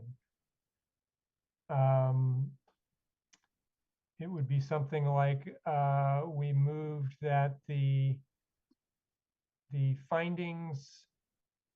Well, let's see. So we've got 3 permits. We're going to move that the site plan review be approved with the findings and conditions drafted by Chris, that the special permit 0.01 under 9.22 be approved and no conditions or findings are required, and that site plan special permit number 2 for extinguishment of the special permit 90-7 shall be subject to the following, to the 2 conditions described in this meeting this evening. And there are findings related to this special permit on 9.22, right? Okay. But no findings related to the special permit on 90-7.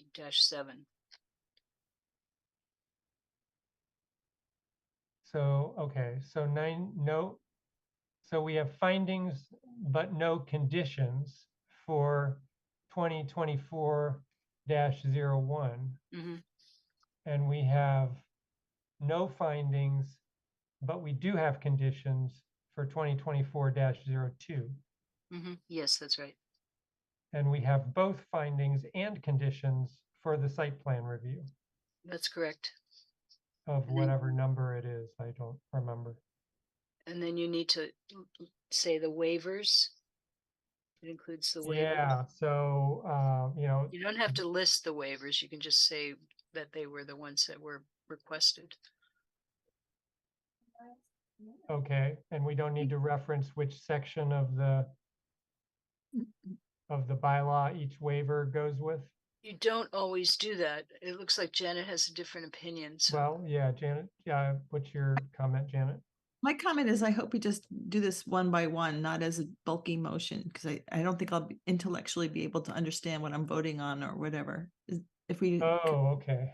yeah, I think it's like too much to pack in. that's But what we normally do. We do it one by one. yeah, Okay. All right, so we'll have four motions, one for waivers, one for site plan review, one for special permit 1, and one for special permit 2. Is that right? I think all the waivers relate to the site plan review. So you Okay. can include the waivers with the site plan review. All right. So you'd so only have what- 3 motions We have to Right. close the public hearing. and close the public hearing Oh, for each good. one. Bruce, thank you.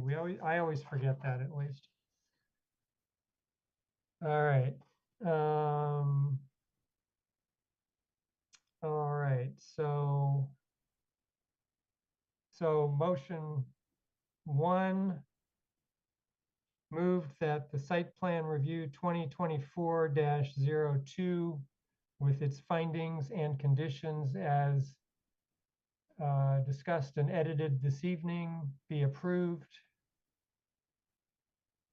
With the waivers with the waivers as requested as requested And close the public and hearing. close the public hearing. for the site plan review. Yep. Mhm. Okay. Bruce, you got your hand. You want to make a motion? So moved. All right. Karen, you got second dibs here. Second, And that leaves Johanna to put her hand down. Okay. Any comment on this? Sorry. I think I ought to give the stalwart members of the public who have been sitting through this a chance to make a comment before we close the hearing. So I see 8 members of the public who've hung in there. Anybody want to say anything? Okay, the person identified as Zoom user has their hand up. Pam, if you could bring her or him in. And please give us your full name and your street address if it's in Amherst. Yeah, I'm sorry that I don't know why it's saying Zoom. It's Jennifer Taub at 259 Lincoln. And I didn't know if this is the appropriate time. It's just a small request, but I was a little concerned for the residents on North Prospect Street and the part of Amity that's close to the library that you waived that they'll still be able to have construction during holidays like New Year's, Memorial Day, Labor Day. And I know it's probably unlikely that a contractor would have his workers working then, but I'm concerned that maybe for the residents that live particularly along North Prospect, that might be an inconvenience for them. So I don't know if it's something you can think about or take into consideration, or you'd have to change it now before you vote. If All right. All right. Help. So Thank thank you. you, Jennifer. I guess I will say that I think the way we left it, that the detrimental effects of exterior construction were going to need to be governed and limited to specific hours. and days of the week. But we got rid of the holidays so that interior construction could continue if that was deemed necessary by the contractor. And whether the interior construction on a holiday would be detrimental to the neighbors, I guess it was my kind of understanding that it probably wouldn't be. I guess, Chris, would we maybe consider limiting exterior construction on holidays? And should we go back and think about that? I think that would be a good idea. This is sort of a standard condition that you have for all big projects. So I think it would be better to leave it in and say no exterior construction on the project site on these So holidays. what it previously said was just no construction. Yep. So if we added the word exterior, maybe that would protect the butters. Bruce? I just wanted to say that I would accept that as a friendly amendment. Okay, thank you, Bruce. And Karen was our second. Could you accept that as a friendly amendment? I second it. I second it. Okay, all right. I'm sorry, are we voting to close the hearing or what are we voting on? Well, we have a motion on the table to accept, approve the site plan review with the findings and the conditions and the waivers, and to close the hearing. That motion is on the floor. And having just heard this public comment, I think we've now amended the motion to add the word exterior before the, and restore the sentence about having no construction on holidays. And so that's where we're at. Okay, I can see you mouthing, thank you. Okay, all right, so thank you, Jennifer. I think that was a good addition. I don't see any other hands from the public at this point, so I guess we will go ahead and do any other members of the board want to say anything else before we vote on the motion? Okay, so we'll go through the motion with a roll call. I hope everybody's clear. This is about the site plan review. Bruce? Aye. All right. Fred? Aye. Jesse? Aye. Janet? Abstain? All right. Johanna? Aye. Karen? Aye. And I'm an aye as well. All right, that's 6 in favor, 1 abstention. I guess we can move on to the next motion, which I believe is SPR or Special Permit 2024-01. Let's see, was this the one with this is the one with findings and no conditions, is that right? That's correct. So we would move that that special permit be approved with the findings, and that the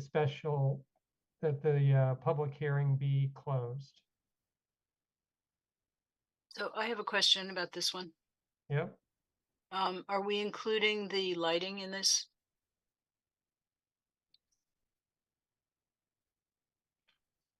As was suggested in, I'm losing track of all my papers here. Yeah, and I don't see it on the screen anymore, so I'm having trouble conceptualizing it. There was a finding related to section 9.22, which talked about findings for the new historical globe lights at the entryways. It's with the other findings, I think, let's see. Oh, okay, so, These are conditions. So yeah, if you go back to the findings and go all the way down to the bottom. Yeah, there it is.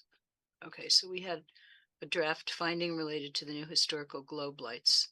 The board yeah, finds. and this was I think Bruce was the one that said, well, you know, we might just ignore the whole thing and not highlight it with a with a finding. But you know, I think obviously we've talked a lot about this. This seems to be the avenue that we've adopted. We've mentioned that the building official recommended this approach. So I would include the findings. Bruce? Yes, I was going to move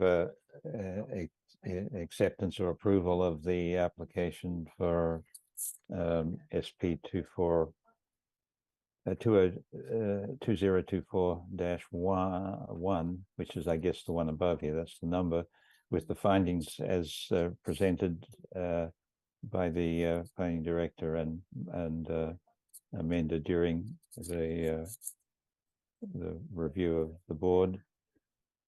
And close the hearing. no, there'll be no conditions, and to close the hearing.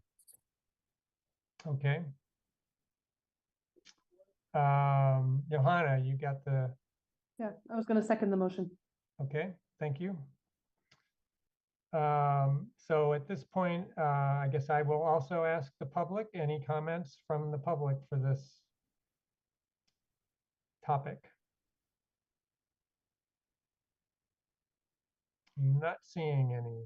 Okay. All right. Any more comments from the board before we run through the roll call? All right. So going from bottom to top, Karen, I, Johanna, Aye. Janet, Abstain? okay. Jesse, Aye. Fred, Aye. Bruce, Aye. and I'm an I as well. All right. So that was special permit 1.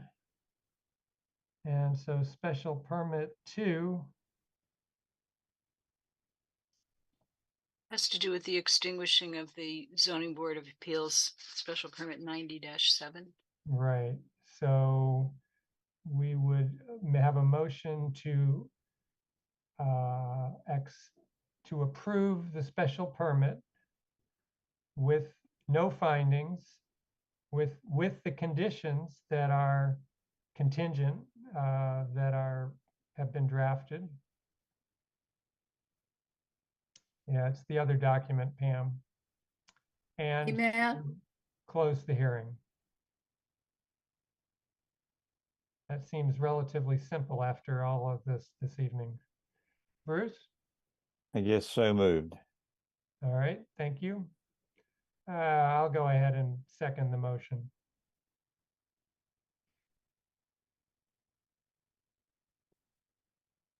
All right, we'll roll call this. Are Bruce? you going to ask for any public? Oh yeah, I might as well ask again for a public hearing. Any public comment on extinguishing the previous special permit?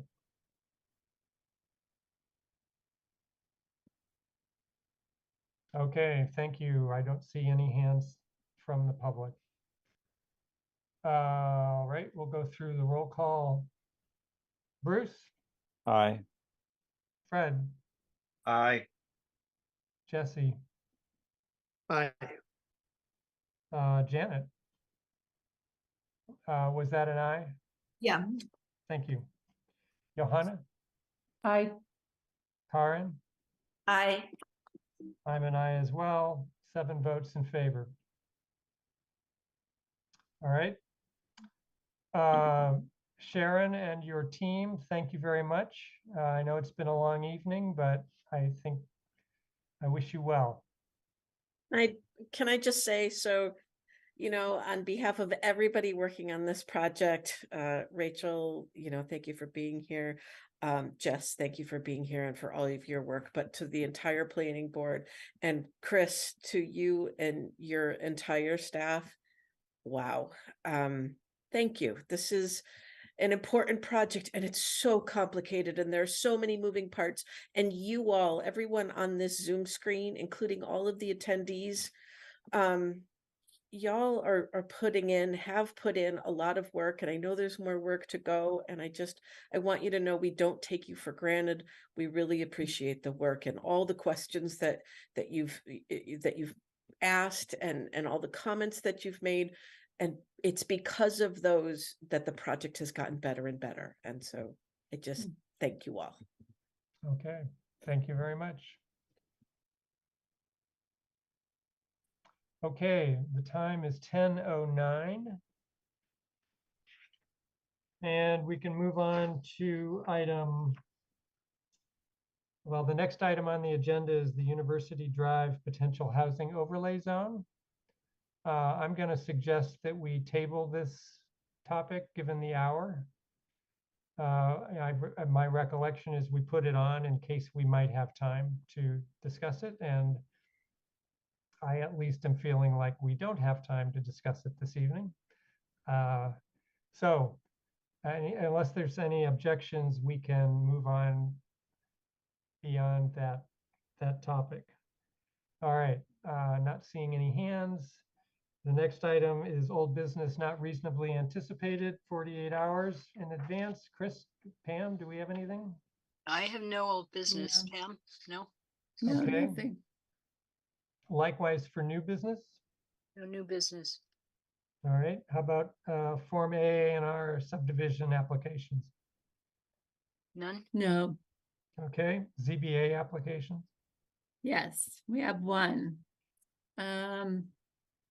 Let me share my screen because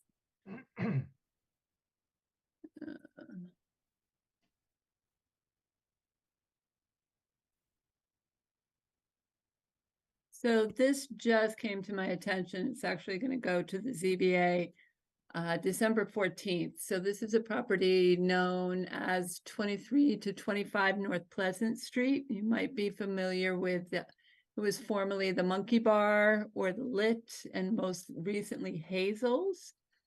There is a proposal to create a new establishment. So it would be a restaurant and a nightclub. It's not a change in use. They're hoping to have 2 outdoor patios for dining. There would be a total capacity of 300 occupants. I did have a brief conversation with the building commissioner, and he reiterated that this is not any sort of change in use. It is a restaurant and club now. There's always potential to have something arise. He told me that when it was the Monkey Bar, they learned that there can be a problem with the queuing in the back once they put in those new apartments. I forget the name of them that are in the back there by the Boltwood garage parking area. So they just changed the queuing, and instead of queuing happening out back, it happens out front. So there's that project, and like I said, it's going to come before ZBA on December 14th. Okay. And that's all I got. All right. Do any board members particularly want to have this come to us at a future meeting? Doug, there won't be time, will there? No. You mean before it goes to ZBA? Well, we're not meeting until The until after that. Yeah. Yeah, so it sounds like, never mind. I don't think we need to see it anyway. No, neither do I. It's not really any change. It's a continuation that needs a permit. So I think for those 2 reasons, why don't we just take a pass? But thanks for letting us know, Pam. You're welcome. Next item, the time is 10:13.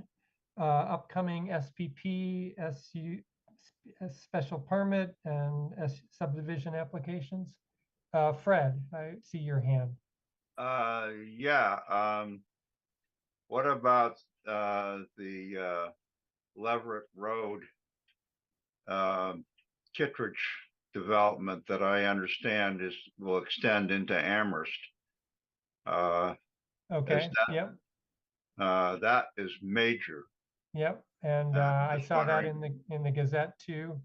Yeah, My guess is it's not anywhere near coming to ZBA or, you know, any other town permit yet. But Chris, what would be your perspective on that? Well, we're just starting to learn about this, and we're gathering information.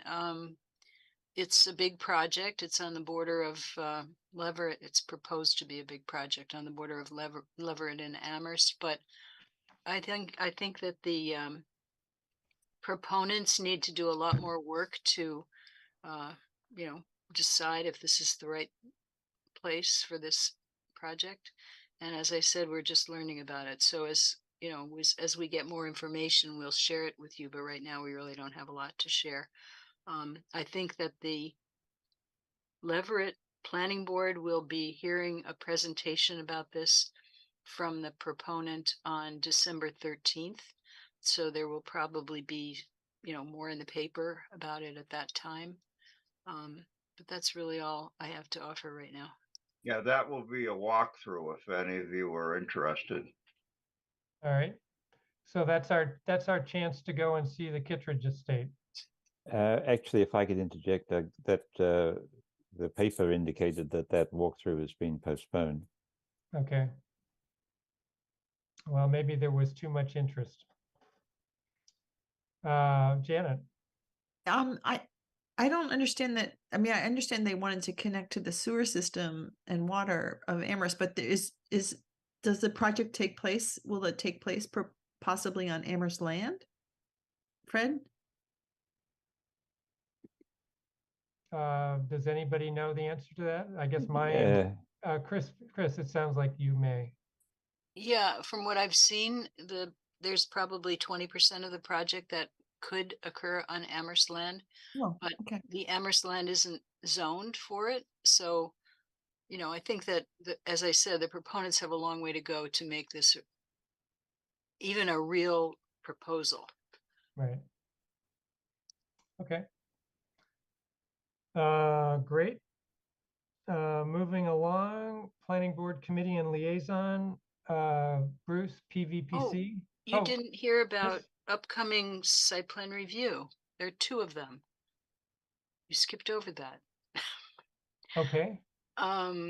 Yeah, so we have Hickory Ridge Trails, universally accessible trails coming up on the 20th of December. And then towards the end of January, you're also going to be holding a public hearing on the new elementary school, which is very exciting. So we just got that application in the door the other day, and we're going to be looking at that, but it's currently scheduled for January 17th. Okay. So that's it. Since you're going to be closer to that than I am, are they going to do a traffic report as part of that application? I think they'll have to. Okay, And good. Because I've heard some muttering, you know, that it's going to be a traffic challenge to have it go on in that location. So good.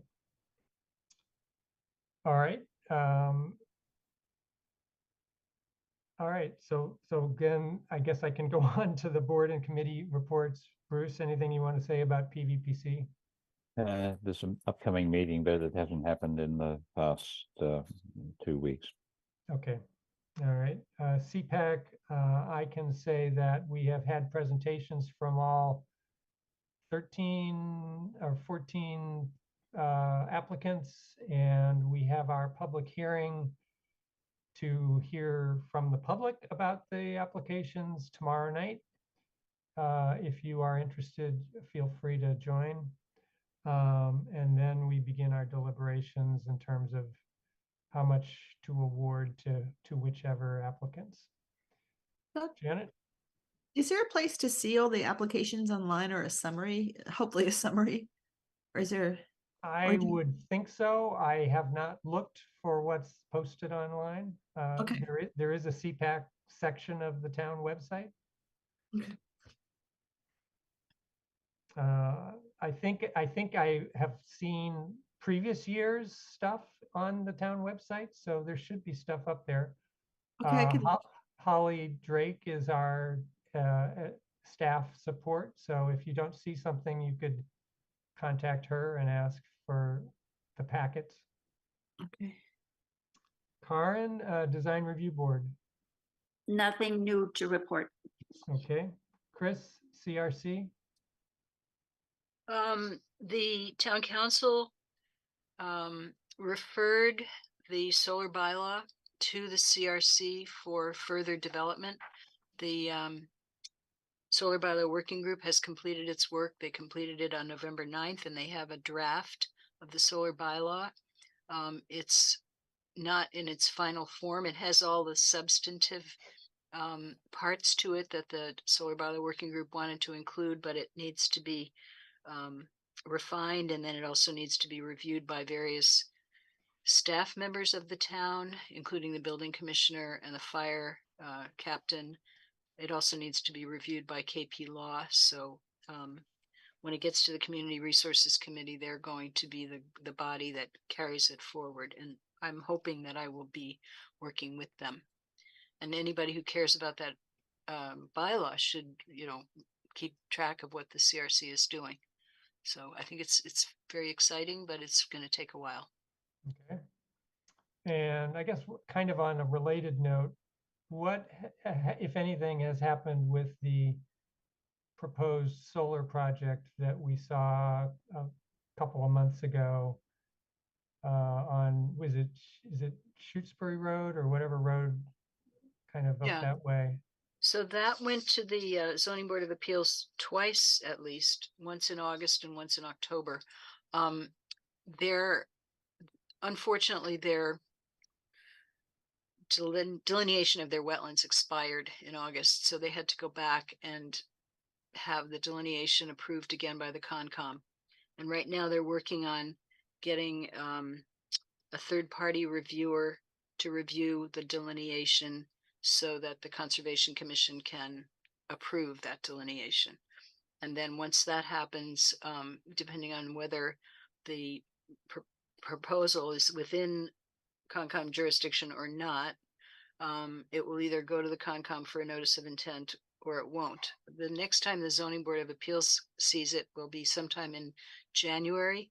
Right now it's scheduled for January 11th, but I think that is going to be changed because I think that a couple of members of the Zoning Board of Appeals aren't available that night. So it's kind of in, I would say, I won't exactly say limbo, but it's kind of in a holding pattern right now until we figure out what the wetland delineation is. But meanwhile, the Zoning Board of Appeals is moving ahead to get third-party reviewers to review some of the things that they need to decide upon. So we've put out RFQs, where we're working on putting out RFQs for certain topics, and so that's what I can report. Okay.